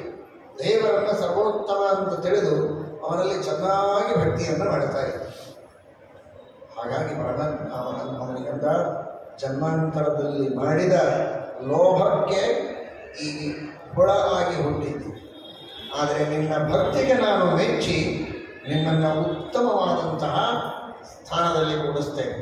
ದೊಡ್ಡ ರಾಜನ ಈ ಶರೀರ ಬಿಟ್ಟುಬಿಡು, ಒಳ್ಳೆ ಶರೀರವನ್ನು ತೆಗೆದುಕೊಂಡು ರಾಜನಾಗಿ ರಾಜ್ಯವನ್ನು ಆಳು.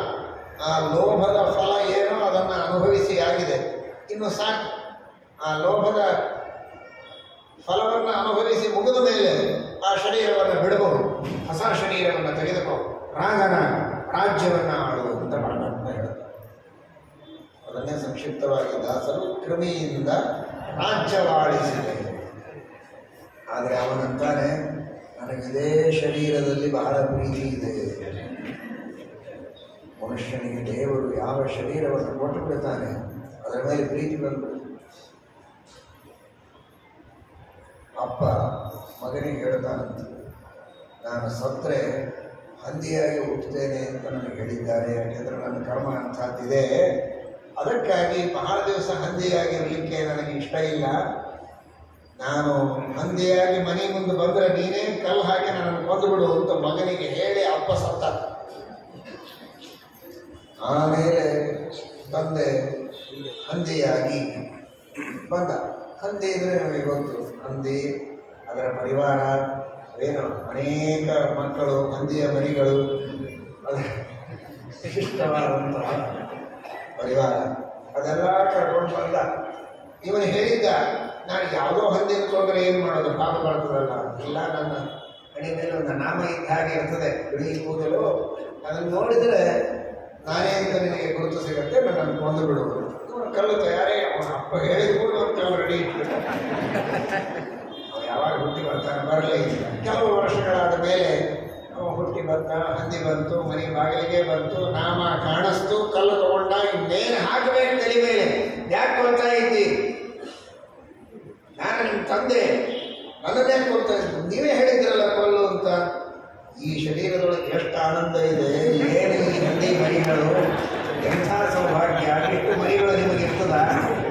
ಏನೇನೋ ನಿಮಗೆಲ್ಲ ಸರ್ಕಾರದ ನಿಯಮಗಳು ಏನೇನೋ ಹಾಕ್ತಾರೆ, ಇಬ್ಬರಿಗೆ ಒಬ್ಬರೇ ಇರಬೇಕು ಅಂತ. ನಮಗೆ ಯಾವ ನಿಯಮಗಳಿದೆ ನೋಡೋಣ. ಇಂತಹ ಸೌಭಾಗ್ಯ ನನ್ನನ್ನು ಕೊಲ್ಲಬೇಡ ಅಂತ ಹೇಳೋ ತಾತ್ಪರ್ಯ, ಪರಮಾತ್ಮ ಆ ಅಭಿಮಾನವನ್ನು ಕೊಟ್ಟು ಬಿಡ್ತಾನೆ. ಹಾಗೆ ಇವರಿಗೆ ಆ ಕೀಟದ ಶರೀರದ ಮೇಲೆ ಅಭಿಮಾನ. ಹೀಗೆ ಲೌಕಿಕವಾಗಿ ಚಿಂತನೆ ಮಾಡಬಹುದು, ಹೀಗೂ ಚಿಂತನೆ ಮಾಡಬಹುದು. ಅವನು ಭಕ್ತ, ಸ್ವಭಕ್ತಂ, ಅವನು ಪರಮಾತ್ಮನ ಪರಮ ಭಕ್ತ. ಆದ್ದರಿಂದಲೇ ಮೇಲೆ ಅನ್ವಯ, ಭವಸ್ವರಾಜಾಕು ಶರೀರಮೇತತ್ಯಕ್ವೇತಿ. ಇದನ್ನು ಬಿಟ್ಟು ನೀನು ರಾಜನಾಗುವುದ್ರೆ ನೈಚ್ಛತ. ಯಾಕೆ ನೈಚ್ಛತ? ಯತಃ ಸ್ವಭಕ್ತಃ ಅತಯವ ನೈಚ್ಛತ. ಪರಮಾತ್ಮನಲ್ಲಿ ಬಹಳ ಭಕ್ತಿ. ಪರಮಾತ್ಮನಲ್ಲಿ ಭಕ್ತಿ ಅಂದ್ರೆ ಏನು? ಮಾಹಾತ್ಮ್ಯ ಜ್ಞಾನಪೂರ್ವಸ್ತು ಸುದೃಢ ಸರ್ವತೋಧಿಕ ಸ್ನೇಹ. ದೇವರ ಮಾಹಾತ್ಮ್ಯವನ್ನು ತಿಳಿದು ಸ್ನೇಹ ಮಾಡುವುದೇ ಭಕ್ತಿ. ಆ ದೇವರ ಮಾಹಾತ್ಮ್ಯ ತಾನು ತಿಳಿಯೋದಷ್ಟೇ ಅಲ್ಲ, ಎಲ್ಲರಿಗೆ ತಿಳಿಸಬೇಕಾಗಿದೆ. ಅವನಿಗೆ ಮನುಷ್ಯ ಶರೀರ, ಪುರುಷ ಶರೀರವನ್ನ ಪಡೆದುಕೊಂಡು ರಾಜ್ಯ ಆಳಿದರೆ ದೇವರದೇನು ವೈಶಿಷ್ಟ್ಯ, ಮಾಹಾತ್ಮ್ಯ ಜಗತ್ತಿಗೆ ತೋರಿಸಿದ ಹಾಗಾಯಿತು. ಆ ಪರಮಾತ್ಮ ಇಂತಹ ಕೀಟ ಶರೀರದೊಳಗೂ ಏನೂ ಕಿಟಿ ಇಲ್ಲದೆ ಇಂಥ ದೊಡ್ಡ ರಾಜ್ಯವನ್ನ ಆಳಿಸುವ ಸಾಮರ್ಥ್ಯ ಪರಮಾತ್ಮನಿಗಿದೆ ಅಂದರೆ ನಮ್ಮಪ್ಪನ ಮಹಿಮೆ ಜಗತ್ತಿಗೆ ಗೊತ್ತಾಗ್ತದೆ ಅನ್ನೋದಕ್ಕೋಸ್ಕರ ಪರಮಾತ್ಮ ಅಂದ, ಆ ಭಕ್ತ ಅಂದ, ನನಗೆ ಈ ಯೋನಿ ಕಳೆಯಬೇಡ, ನಿನ್ನ ಮಹತ್ವ ಗೊತ್ತಾಗೋದಿಲ್ಲ. ಇದೇ ರೀತಿ ನಾನಿದ್ದಾಗಲೇ ನೀನು ನನ್ನಿಂದ ರಾಜ್ಯವಾಡಿಸಿದರೆ ನಿನ್ನ ಮಹತ್ವ ಗೊತ್ತಾಗ್ತದೆ, ನಿನ್ನ ಮಹಾತ್ಮ ಜ್ಞಾನಪೂರ್ವಕ ಸ್ನೇಹ ಮಾಡಲಿಕ್ಕೆ ನನಗನುಕೂಲ ಆಗ್ತದೆ ಎನ್ನುವ ದೃಷ್ಟಿಯಲ್ಲಿ ಆ ಕೀಟ ತನ್ನ ಶರೀರವನ್ನು ಬಿಡದೇ ಇದ್ದಾಗ ಪರಮಾತ್ಮ ಅದೇ ರೀತಿ ಅದನ್ನು ಚಿತ್ರವಾಗಿ ಸಿಂಹಾಸನದ ಮೇಲೆ, ಅಂದರೆ ಸಿಂಹಾಸನದ ಮೇಲೆ ಪಟ್ಟಾಭಿಷೇಕ ಆದರೆ ಬರೇ ಎದುರಿಗೆ ಕೂತವರಿಗೆ ನೀರು ಕಾಣಿಸ್ತದೆ ಅಷ್ಟೇ. ದಬ ನೀರು ಸುರಿದು ಯಾರ ಮೇಲೆ ಸುರಿದು ಅಂತ ಗೊತ್ತಾಗ್ತದೆ. ಖಾಲಿ ಸಿಂಹಾಸನದ ಮೇಲೆ ನೀರು, ಖಾಲಿ ಸಿಂಹ. ಆ ಕಿರೀಟ ಇಟ್ಟದ್ದು ಕೃಷ್ಣಾರ್ಪಣ. ಲೋಭಾತ್ಸ ಕೀಟತ್ವಮುಪೇತ್ಯ ಕೃಷ್ಣಂ ಪ್ರಸಾದತಶ್ಚಾಶು ಬಭೂವ ರಾಜ. ಲೋಭದಿಂದ ಕೀಟತ್ವ ಹೊಂದಿದರೆ ಕೃಷ್ಣ ಪ್ರಸಾದದಿಂದ ರಾಜನಾಗಿದ್ದಾನೆ.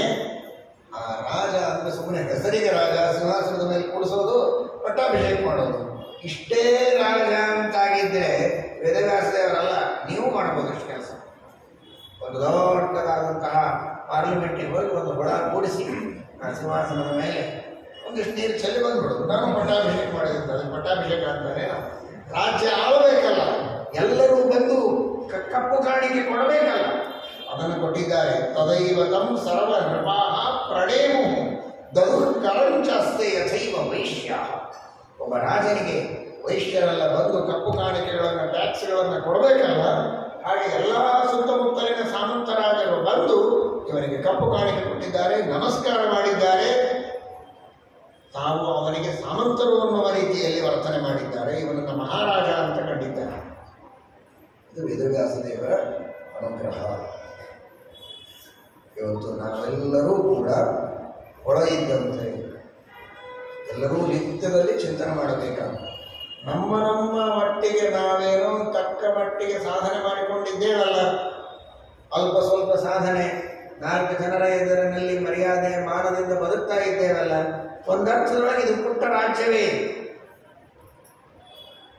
ಅತ್ಯಂತ ಅಲ್ಪರಾದ ಅಜ್ಞಾನಿಗಳಾದ ಮಂದಬುದ್ಧಿಗಳಾದಂತಹ ಪಾಪಿಷ್ಠರಾದ ಮಾನವರನ್ನು ಕೂಡ ಪರಮಾತ್ಮ ಅವರವರ ಶರೀರದಲ್ಲಿ ಅವರನ್ನು ರಾಜರು, ಅವರವರ ಮನೆಯಲ್ಲಿ ರಾಜರು, ಅವರವರ ಗುಂಪಿನೊಳಗೆ ಅವರವರ ರಾಜರು ಅನ್ನುವ ರೀತಿಯಲ್ಲಿ ಅವರವರ ಯೋಗ್ಯತೆಗೆ ತಕ್ಕಂತೆ ಒಂದು ಸ್ಥಾನ ಮಾನ ರಾಜ್ಯವನ್ನ ಅನುಗ್ರಹ ಮಾಡಿಕೊಟ್ಟಿದ್ದಾನೆ ಅಂದರೆ ಇದು ದೇವರು ಮಾಡಿದ ದಯೆ, ನನ್ನ ಯೋಗ್ಯತೆ ಏನಲ್ಲ, ನಾನೊಂದು ಹುಳ ಅನ್ನುವ ಎಚ್ಚರಿಕೆ ನಮಗೆ ಯಾವಾಗಲೂ ಇರಬೇಕು. ಅದೊಂದು ಹುಳದ ಕಥೆ ತಾತ್ಪರ್ಯ ನಿರ್ಣಯದಲ್ಲಿ ಬಂತು, ಮಹಾಭಾರತದಲ್ಲಿ ಬಂತು ಅಂತ ತಿಳಿಯಬೇಡಿ. ನಿತ್ಯದಲ್ಲಿಯೂ ನಾನು ಹುಳ, ನನ್ನನ್ನು ಪರಮಾತ್ಮ ಈ ಸ್ಥಾನದಲ್ಲಿ ಕೂಡಿಸಿ ಮಾನದಿಂದ ಬದುಕುವಂತೆ ಮಾಡಿದ್ದಾನೆ.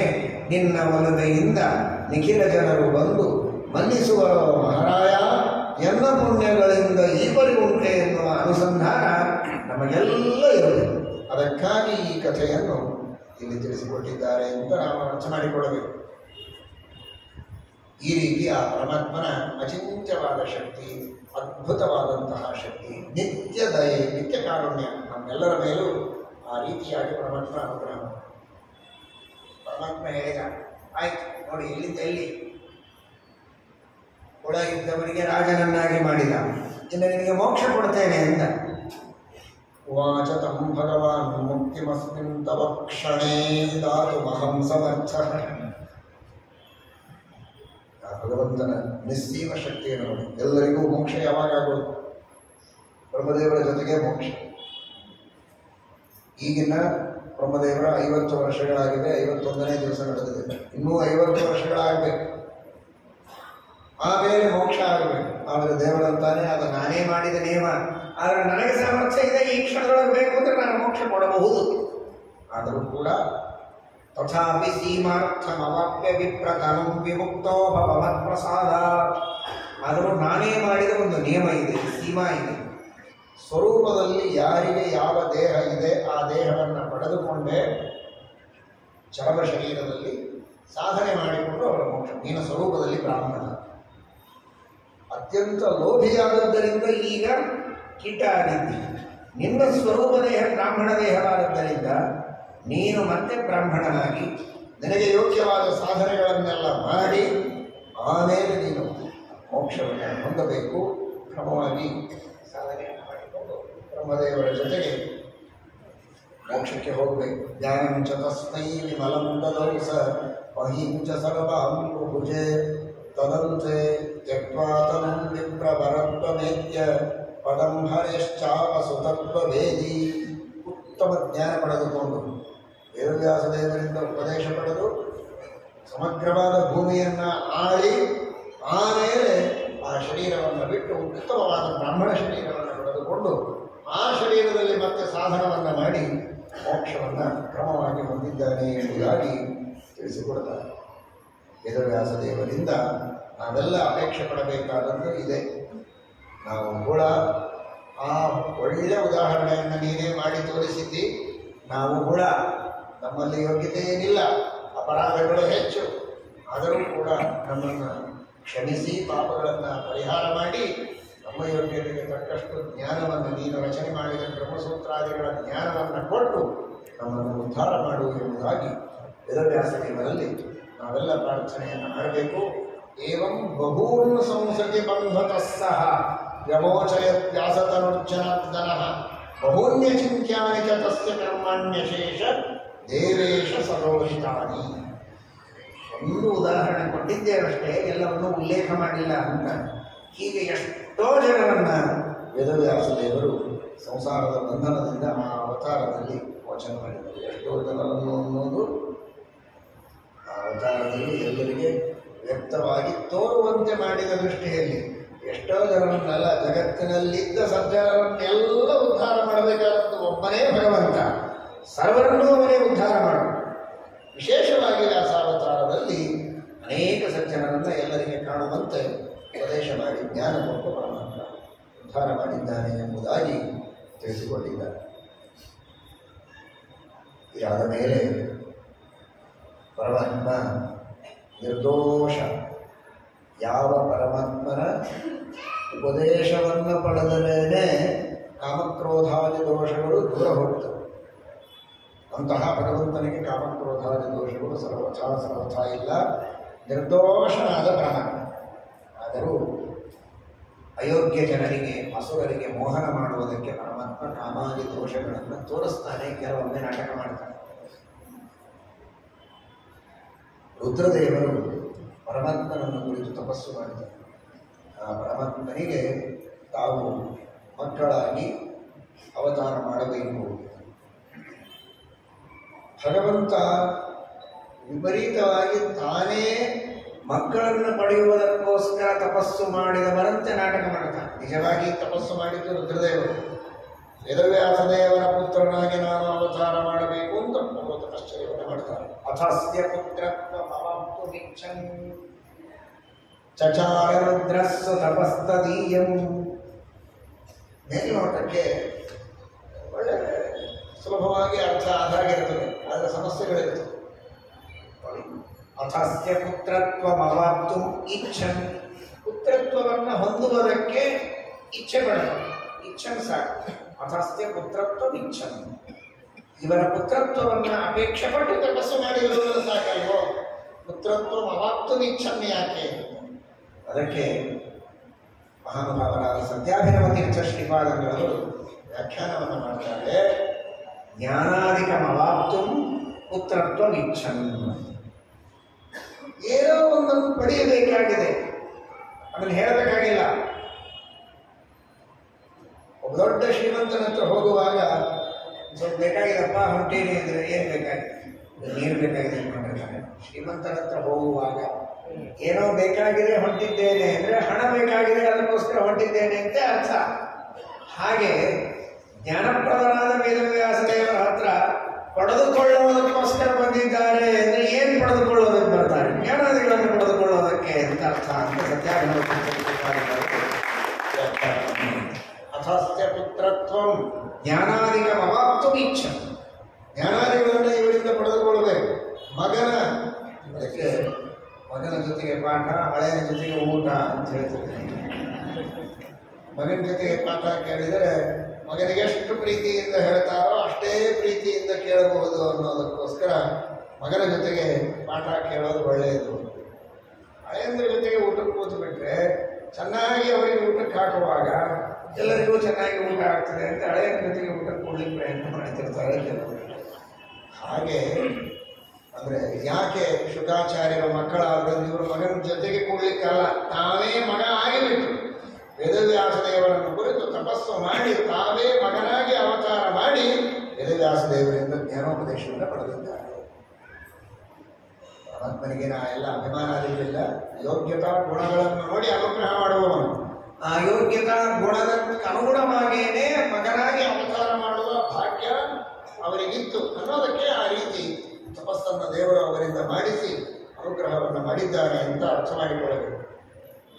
ಆದರೆ ಜನ ಎಲ್ಲ ತಿಳಿದಿದ್ದು ವೇದವ್ಯಾಸದೇವರೇ ಅವರನ್ನು ಕುರಿತು ತಪಸ್ಸು ಮಾಡಿ ಅವರನ್ನು ಮಗನನ್ನಾಗಿ ಪಡೆದರು ಅನ್ನೋ ಹಾಗೆ ಅಯೋಗ್ಯರಿಗೆ ಮೋಹನ ಮಾಡಿದ್ದಾನೆ ಪರಮಾತ್ಮ. ವಿಮೋಹನಾಯಾಸುರಸರ್ಪಿಣಾಂ ಪ್ರಭು ಸ್ವಯಂ ಕರೋತೀವ ತಪಃ ಪ್ರಹರ್ಷಯೇ ಕಾಮಾದಿ ದೋಷೌಶ್ಚ ವೃಷೈವ ದರ್ಶಯೇ ನ ತಾವತಾ ತಸ್ಯ ಹಿ ಸಂತಿ ಕುತ್ರಚಿತ್. ಘೃತಾಚಿ ಎಂಬ ಒಬ್ಬ ಅಪ್ಸರ ಸ್ತ್ರೀ, ಅವಳು ಬರ್ತಾಳೆ. ಹೇಗೆ ಬರ್ತಾಳೆ? ಹೆಣ್ಣು ಗಿಳಿಯ ರೂಪದಲ್ಲಿ ಬರ್ತಾಳೆ. ವದರಾಜ ಶ್ರೀಪಾದಂಗಳವರು ಬಹಳ ಸ್ಪಷ್ಟವಾಗಿ ಹೇಳ್ತಾರೆ, ಕೇವಲ ಅಸುರಜನ ಮೋಹನಕ್ಕಾಗಿ ಪರಮಾತ್ಮ ಕಾಮ ಎಂಬ ದೋಷವನ್ನು ತೋರಿಸಿದ ಅನ್ನುವುದಕ್ಕೋಸ್ಕರನೇ ಈ ರೀತಿ ನಾಟಕ ಮಾಡಿದ್ದಾನೆ. ಸಜ್ಜನರಿಗೆ ಯಥಾರ್ಥ ಜ್ಞಾನವೂ ಆಗಬೇಕಲ್ಲ. ಒಬ್ಬ ಪುರುಷನಿಗೆ ಹೆಣ್ಣು ಪಕ್ಷಿಯನ್ನು ನೋಡಿದರೆ ಕಾಮೋದ್ರೇಕ ಆಗಲಿಕ್ಕೆ ಸಾಧ್ಯ ಇದೆಯಾ? ಸರ್ವಥಾ ಇಲ್ಲ. ಹಾಗಾದರೆ ಘೃತಾಚಿ ಎಂಬ ಅಪ್ಸರ ಸ್ತ್ರೀ ಬಂದದ್ದು ಹೆಣ್ಣು ಗಿಳಿಯ ರೂಪದಲ್ಲಿ, ಪುರುಷ ರೂಪದಲ್ಲಿರುವ ವೇದವ್ಯಾಸದೇವರಿಗೆ ಆ ಆ ಹೆಣ್ಣು ಗಿಳಿಯ ರೂಪವನ್ನು ನೋಡಿ ಕಾಮೋದ್ರೇಕವಾಗಿದೆ ಅಂತ ಹೇಳುವುದು ಅತ್ಯಂತ ಅಬದ್ಧವಾದದ್ದು, ಅಯುಕ್ತವಾದ. ಅದು ಕೇವಲ ನಾಟಕ ಮಾಡಿದ್ದಾನೆ ಎನ್ನುವುದೇ ಸ್ಪಷ್ಟ ಎಂಬುದಾಗಿ ವಾದರಾಜ ಶ್ರೀಪಾದಂಗಳವರು ತಿಳಿಸಿಕೊಡುತ್ತಾರೆ. ಆ ರೀತಿ ಅವರು ಬಂದಿದ್ದಾಳೆ. ಇವರು ತಮಗೆ ಕಾಮ ಎಂಬ ದೋಷಕ್ಕಿದ್ದವರಂತೆ ನಾಟಕ ಮಾಡಿದ್ದಾರೆ. ಅರಣಿಮಥನ ಮಾಡುತ್ತಾ ಇರುವಂತಹ ಸಂದರ್ಭದಲ್ಲಿ, ಆ ಅರಣಿಮಥನ ಕಾಲದಲ್ಲಿಯೇ ಅಲ್ಲಿ ಪ್ರಾದುರ್ಭೂತರಾಗಿದ್ದಾರೆ, ಅರ್ಥಾತ್ ಪ್ರಕಟವಾಗಿದ್ದಾರೆ ಶುಕಾಚಾರ್ಯರು ಅಂತಹ ಮಹಾನುಭಾವರು. ಶುಕಿ ಪ್ರಾರ್ಥನೆ ಮಾಡಿಕೊಂಡಿದ್ದಾಳೆ, ನೀವೇ ನಿಮ್ಮ ಸಾಮರ್ಥ್ಯದಿಂದ ಅವರನ್ನು ಅರಣಿಮಥನದಿಂದ ಹುಟ್ಟಿಸಿದ್ದು, ನಾನು ನಿಮಿತ್ತವಾದದ್ದು ಅಲ್ಲವೇ ಅಲ್ಲ, ಆದರೂ ಕೂಡ ನನ್ನನ್ನು ನಿಮಿತ್ತ ಮಾಡಿದ್ದೀರಲ್ಲ ಅನ್ನೋದಕ್ಕೋಸ್ಕರವಾಗಿ ಅವರಿಗೆ ಶುಕ ಅಂತ ಹೆಸರಿಡಬೇಕು. ಶುಕಿ ರೂಪದೊಳಗೆ ನಾನಿದ್ದಾಗ, ನಾನು ಬಂದಾಗ ಅವರು ಅವತಾರ ಮಾಡಿದ್ದಕ್ಕೆ ಅವರಿಗೆ ಶುಕ ಎಂಬ ಹೆಸರು ಬರಲಿ ಅಂತ ಅವಳು ಪ್ರಾರ್ಥನೆ ಮಾಡಿದ್ದಕ್ಕೆ ಶುಕ ಅಂತ ಹೆಸರನ್ನಿಟ್ಟಿದ್ದಾರೆ. ಶ ಅಂದ್ರೆ ಸುಖ, ಶು ಅಂದ್ರೆ ಪರಮ ಸುಖ. ಪ್ರವಚನ ಕೂತಾಗ ಗಲಾಟೆ ಮಾಡಿದರೆ ನಮಗೂ ಕೇಳಲಿಕ್ಕಾಗೋದಿಲ್ಲ, ಇನ್ನೊಬ್ಬರಿಗೂ ಕೇಳಲಿಕ್ಕಾಗೋದಿಲ್ಲ. ಸುಮ್ಮನೆ ಕೂತ್ರೆ ನಿಮಗೂ ಶಾಸ್ತ್ರವನ್ನು ಕೇಳಿದ ಆನಂದ ಆಗ್ತದೆ, ಅಷ್ಟೆಲ್ಲ ಜನರಿಗೂ ಕೇಳಿಸಿದ ಒಂದು ಆನಂದವೂ ನಿಮಗಾಗ್ತದೆ, ಪುಣ್ಯವೂ ಬರ್ತದೆ. ಅದಕ್ಕಾಗಿ ಸುಮ್ಮನೆ ಕೂಡ್ರಿ ಅಂತ ಹೇಳ್ತಾರೆ. ಶ ಅಂದರೆ ಆನಂದ, ಶು ಅಂದರೆ ಬಹಳ ಆನಂದ, ಅಂದರೆ ನಿಮಗೂ ಆನಂದ, ಉಳಿದವರಿಗೂ ಆನಂದ ಅಂತ. ದೊಡ್ಡ ಸಮಸ್ಯೆ ಏನು ಅಂದರೆ ಈ ಭಾಗ್ಯನಗರದಲ್ಲಿ ಆ ಶಬ್ದ ಪ್ರಯೋಗ ಮಾಡುವ ಪ್ರಸಂಗವೇ ಬರಲಿಲ್ಲ.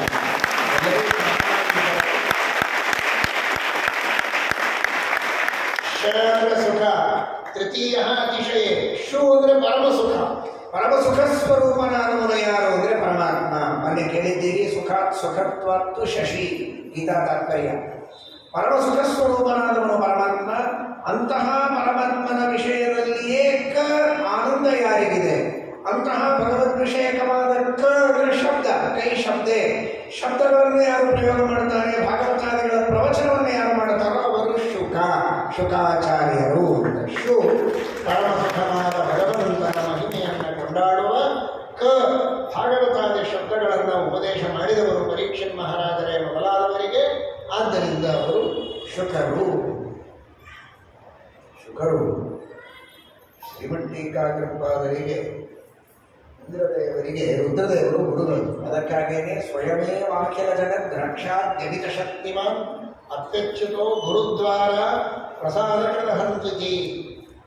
ಕೃಷ್ಣ ಮಹಾಭಾರತದ ಯುದ್ಧದ ಪ್ರಸಂಗದಲ್ಲಿ ಅರ್ಜುನನಿಗೆ ಪಾಶುಪತಾಸ್ತ್ರವನ್ನು ರುದ್ರದೇವರಿಂದ ಕೊಡಿಸ್ತಾರೆ.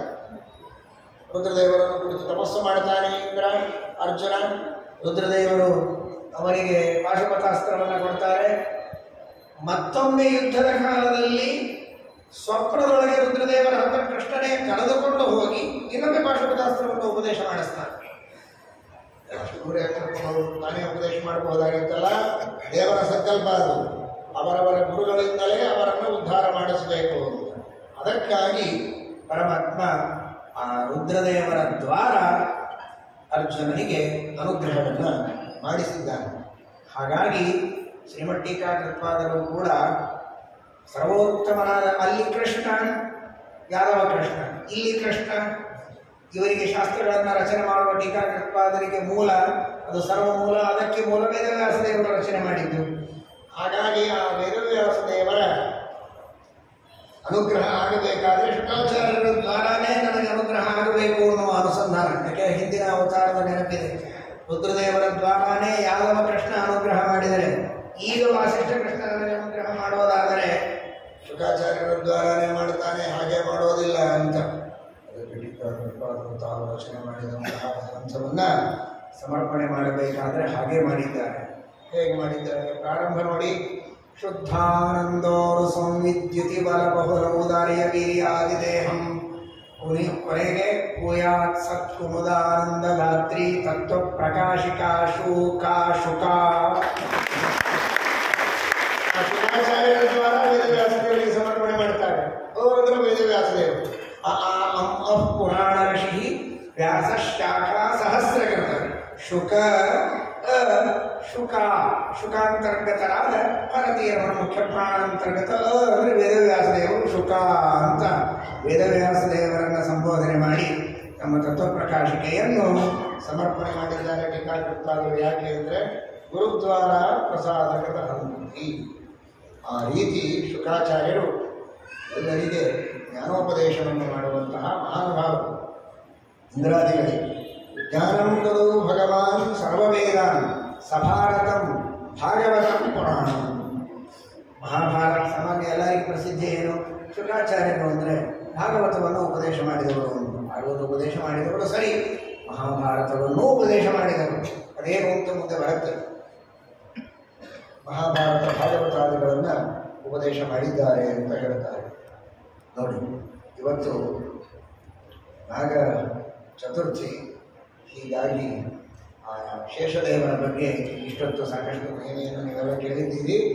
ಶೇಷೋಥ ಪೈಲಂ ಮಣಿಮಾವಿಷತ್ತದ ವೀಷಸ್ಸು ಮಂತುಂ ಅತಿವಾರುಣಿಂ ಮುನಿಂ ಬ್ರಹ್ಮಾವಿಷತ್ತಮುತ ವೈಶಂಪಾಯನಂ ಶಕ್ರಶ್ಚ ಜೈಮಿನಿ ಮಥಾ ವಿಷದ್ವಿಭು. ಎಲ್ಲ ದೇವತೆಗಳು ವೇದವ್ಯಾಸ ದೇವರ ಶಿಷ್ಯರಲ್ಲಿ ಬಂದು ಪ್ರವೇಶ ಮಾಡ್ತಾ ಇದ್ದಾರೆ. ಯಾಕೆ ಅಂದರೆ ಆ ವೇದವ್ಯಾಸ ದೇವರ ಎದುರಿನಲ್ಲಿ ಕುಳಿತು ಪಾಠ ಕೇಳುವ ದೊಡ್ಡ ಸೌಭಾಗ್ಯ ನಮಗೆ ಸಿಗತ್ತೆ ಅಂತ ಸ್ವತಃ ಶೇಷದೇವರು ಬಂದು ಪೈಲ ಎಂಬಂತಹ ಋಷಿಯಲ್ಲಿ ಪ್ರವೇಶ ಮಾಡಿದ್ದಾರೆ. ಗರುಡ ದೇವರು ಸುಮಂತು ಎಂಬ ಋಷಿಯಲ್ಲಿ ಮತ್ತು ವಾರುಣಿ ಅಂದರೆ ಭೃಗು ಋಷಿಗಳು, ವರುಣನ ಮಗ ಭೃಗು ಋಷಿಗಳಲ್ಲಿ ಪ್ರವೇಶ ಮಾಡಿದ್ದಾರೆ. ಬ್ರಹ್ಮದೇವರು ಭೃಗು ಋಷಿಗಳಲ್ಲಿಯೂ ಪ್ರವೇಶ ಮಾಡಿದ್ದಾರೆ. ತಮೂತ ವೈಶಂಪಾಯನರಲ್ಲಿಯೂ ಪ್ರವೇಶ ಮಾಡಿದ್ದಾರೆ. ಇಂದ್ರದೇವರು ಜೈಮಿನಿ ಋಷಿಗಳಲ್ಲಿ ಪ್ರವೇಶ ಮಾಡಿದ್ದಾರೆ. ಇವರೆಲ್ಲ ವೇದವ್ಯಾಸ ದೇವರ ಶಿಷ್ಯರು. ಒಬ್ಬೊಬ್ಬ ದೇವತೆಗಳು ಒಂದೊಂದು ಕಡೆಗೆ ಪ್ರವೇಶವನ್ನು ಮಾಡಿ ಅವರ ಮೂಲಕ ಮುಂದೆ ಅನೇಕ ಸೇವೆಯನ್ನು ಮಾಡಿದ್ದಾರೆ ಅಂತ ಹೇಳ್ತಾರೆ. ಪರಮಾತ್ಮ ಅವರೆಲ್ಲರಿಗೂ ತತ್ವೋಪದೇಶ ಮಾಡಿ ಒಬ್ಬೊಬ್ಬರಿಗೆ ಒಂದೊಂದು ಜವಾಬ್ದಾರಿಯನ್ನು ಒಪ್ಪಿಸಿದ್ದಾರೆ. ವೃಚಾಂ ಪ್ರವರ್ತಕಂ ಪೈಲಂ. ಋಗ್ವೇದಗಳನ್ನು ಜಗತ್ತಿನಲ್ಲಿ ಪ್ರಚಾರ ಮಾಡುವುದಕ್ಕೆ ಶೇಷದೇವರ ಆವೇಶದಿಂದ ಕೂಡಿದಂತಹ ಪೈಲನನ್ನು ನಿಮಿತ್ತ ಮಾಡಿದ್ದಾರೆ. ಅಂದರೆ ವೇದಗಳನ್ನು ಎಣಿಸುವಾಗ ನಾವು ಹೇಗೆ ಎಣಿಸ್ತೇವೆ? ಋಗ್ವೇದ, ಯಜುರ್ವೇದ, ಸಾಮವೇದ, ಅಥರ್ವವೇದ ಅಂತ. ಮೊದಲಲ್ಲಿ ಎಣಿಸೋದು ಯಾವುದನ್ನು? ಋಗ್ವೇದವನ್ನು. ಆ ಋಗ್ವೇದವನ್ನು ಪ್ರವರ್ತನೆ ಮಾಡುವವರು ಯಾರು? ಪೈಲ. ಅವತ್ತಿನಿಂದಲೇ ಮರಾಠಿ ಭಾಷೆಯಲ್ಲಿ ಪೈಲ ಅಂದರೆ ಮೊದಲನೇ ಇದ್ದು ಅನ್ನೋ ಶಬ್ದ. ಯಾಕೆಂದರೆ ಮೊದಲನೇ ವೇದ ಪೈಲ ವೇದಕ್ಕೂ ಅಂತ ಋಗ್ವೇದ. ऋग्वेदाचा प्रवर्तन करणारा जो ऋषी होता तो पहिला ऋषी. पहिले त्याचं नाव होतं म्हणून पहिला असं मराठीमध्ये. ऋचां प्रवर्तकं पैलಂ. ಋಗ್ವೇದಗಳಿಗೆ ಪ್ರವರ್ತಕರಾದವರು ಪೈಲ ಎಂಬಂತಹ. ಆಮೇಲೆ ಯಜುಷಾಂಚ ಪ್ರವರ್ತಕಂ. ಯಜುರ್ವೇದಗಳಿಗೆ ಪ್ರವರ್ತಕರಾದವರು ವೈಶಂಪಾಯನರು. ಅವರು ಮಹಾಭಾರತಕ್ಕೂ ಪ್ರವರ್ತಕರಾಗಿದ್ದಾರೆ. ಯಜುರ್ವೇದ ಕೃಷ್ಣ ಯಜುರ್ವೇದಕ್ಕೆ ಪ್ರವರ್ತಕರಾದವರು ವೈಶಂಪಾಯನರು. ಶುಕ್ಲ ಯಜುರ್ವೇದಕ್ಕೆ ಪ್ರವರ್ತಕರಾದವರು ಸಾಕ್ಷಾತ್ ಸೂರ್ಯ. ಸಾಮವೇದಕ್ಕೆ ಪ್ರವರ್ತಕರಾದವರು ಇಂದ್ರದೇವರ ಆವೇಶದಿಂದ ಕೂಡಿದ ಜೈಮಿನಿ. ಅಥರ್ವಾಂಗಿರ ಸಾಮಪಿ ಸುಮಂತು. ಆ ಗರುಡದೇವರ ಆವೇಶದಿಂದ ಕೂಡಿದ ಸುಮಂತು ಅಥರ್ವಣ ವೇದ ಅದಕ್ಕೆ ಪ್ರವರ್ತಕನಾಗಿದ್ದಾರೆ. ಮಹಾಭಾರತಕ್ಕೂ ಕೂಡ ವೈಶಂಪಾಯನರು. ಕೃಷ್ಣ ಯಜುರ್ವೇದ ಹಾಗೂ ಮಹಾಭಾರತಕ್ಕೆ ವೈಶಂಪಾಯನರು ಪ್ರವರ್ತಕರಾಗಿದ್ದಾರೆ. ಆ ಮಹಾಭಾರತದ ಪ್ರವರ್ತನೆಯನ್ನು ಮನುಷ್ಯರಲ್ಲಿ ಮಾಡಿದವರು ವೈಶಂಪಾಯನ. ಗಂಧರ್ವಾದಿಗಳಲ್ಲಿ ಶುಕಾಚಾರ್ಯರು ಪ್ರವರ್ತನೆ ಮಾಡಿದ್ದಾರೆ. ಗಂಧರ್ವಾದಿಷು ಚಾತ್ಮಜಂ. ಮಧುಸೂದನ ಭಿಕ್ಷರು ವಿದ್ಯಾರ್ಥಿ ಶುಕಾಚಾರ್ಯರ ಶಿಷ್ಯರು. ದಿವ್ಯವಾದ ವ್ಯಾಖ್ಯಾನ. ಆ ಒಂದೊಂದು ಚ ಎಂಬ ಶಬ್ದಕ್ಕೆ ಮಹಾ ಗಂಧರ್ವಾದಿಷು ಚಾತ್ಮಜೈ. ಚಾತ್ಮಜದೇನು? ಆತ್ಮಜಂಚ. ಶುಕಾಚಾರ್ಯರನ್ನೂ ಕೂಡ ಚಶಬ್ದದಿಂದ ಅಸಿತ ಮತ್ತು ದೇವಲ ಎಂಬ ಇಬ್ಬ ಋಷಿಗಳನ್ನು ತೆಗೆದುಕೊಳ್ಳಬೇಕು ಅಂತ. ಒಟ್ಟು ಇದೀಗ ನಾವು ಹೇಳಿದಂತೆ 60 ಲಕ್ಷ ಶ್ಲೋಕಗಳ ಮಹಾಭಾರತ ಗ್ರಂಥ ಇದೆ. ಆ 60 ಲಕ್ಷ ಶ್ಲೋಕಗಳ ಮಹಾಭಾರತ ಗ್ರಂಥದಲ್ಲಿ 30 ಲಕ್ಷ ಶ್ಲೋಕಗಳು ದೇವಲೋಕದಲ್ಲಿವೆ. ಅದನ್ನು ನಾರದರು ಪ್ರಚಾರ ಮಾಡುತ್ತಾರೆ. ದೇವಲೋಕದಲ್ಲಿರುವ ಪಿತೃಲೋಕದಲ್ಲಿ 15 ಲಕ್ಷ ಶ್ಲೋಕಗಳಿವೆ. ಆ ಪಿತೃಲೋಕದಲ್ಲಿರುವ 15 ಲಕ್ಷ ಶ್ಲೋಕಗಳ ಮಹಾಭಾರತವನ್ನು ಅಸಿತ ದೇವರನ್ನು ಪ್ರಚಾರ ಮಾಡ್ತಾರೆ.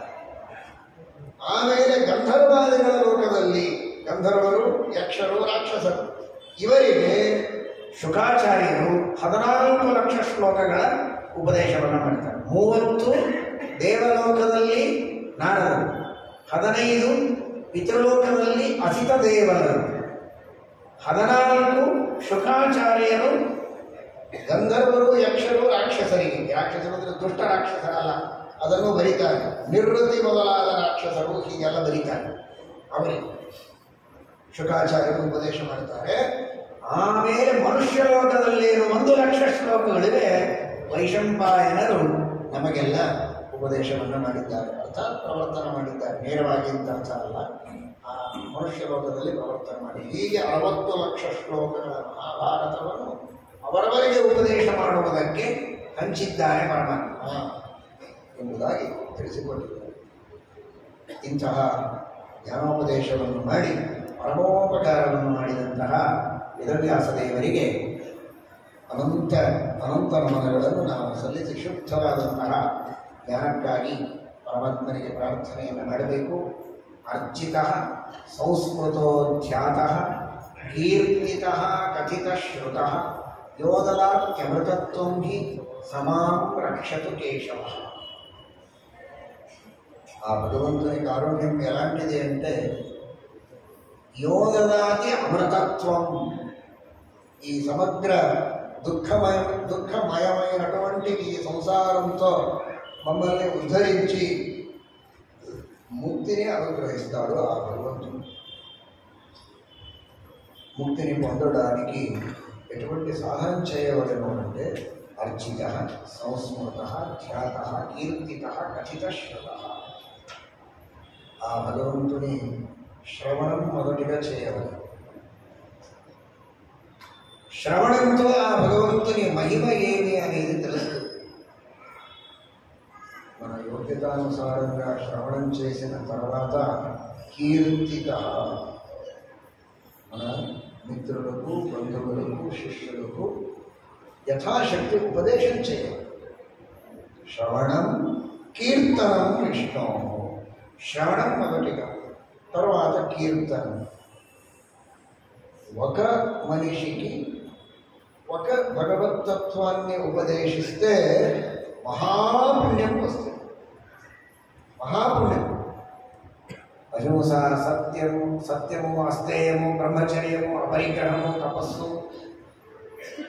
శౌచ, దయ, తుష్టి ఇటువంటి యమనియమాలను చెప్తారు తంత్రసార సంగ్రహంలో శ్రీమన్మధ్వాచార్య.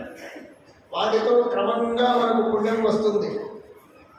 ఆ అన్ని యమ నియమాలతో ఎటువంటి పుణ్యం లభిస్తుందో దానికంటే ఎక్కువ పుణ్యం, కోటి గుణాధిక పుణ్యము మనకు ఆ తంత్రసారోక్త విధానంతో భక్తితో భగవంతుని అర్చన చేస్తే, పూజ చేస్తే వస్తుంది. దానికంటే ఎక్కువ ఆ భగవంతుని ధ్యానం చేస్తే, దానికంటే ఎక్కువ ఒకరికి శాస్త్ర పాఠాన్ని చెప్తే అని చెప్తారు.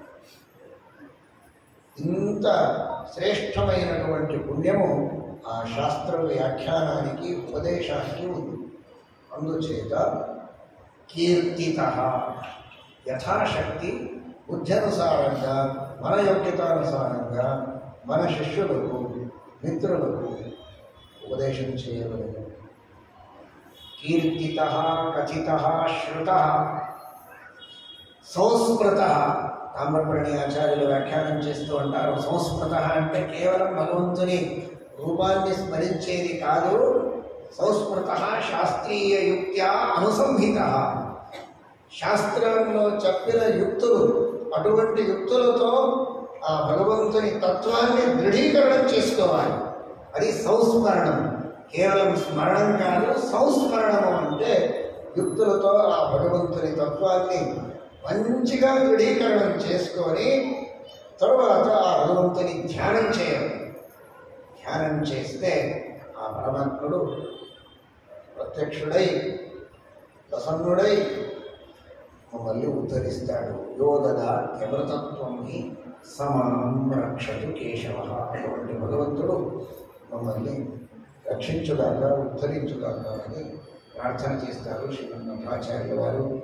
అందుచేత అందరూ కూడా శాస్త్రాన్ని శ్రవణం చేసి మననం చేసి భగవంతుని రూపాన్ని, భగవంతుని గుణములను యథాశక్తి ధ్యానం చేయడానికి ప్రయత్నం చేసి ఆ భగవంతుని సాక్షాత్కారం పొందాలి. హరే నమః. శ్రీకృష్ణ.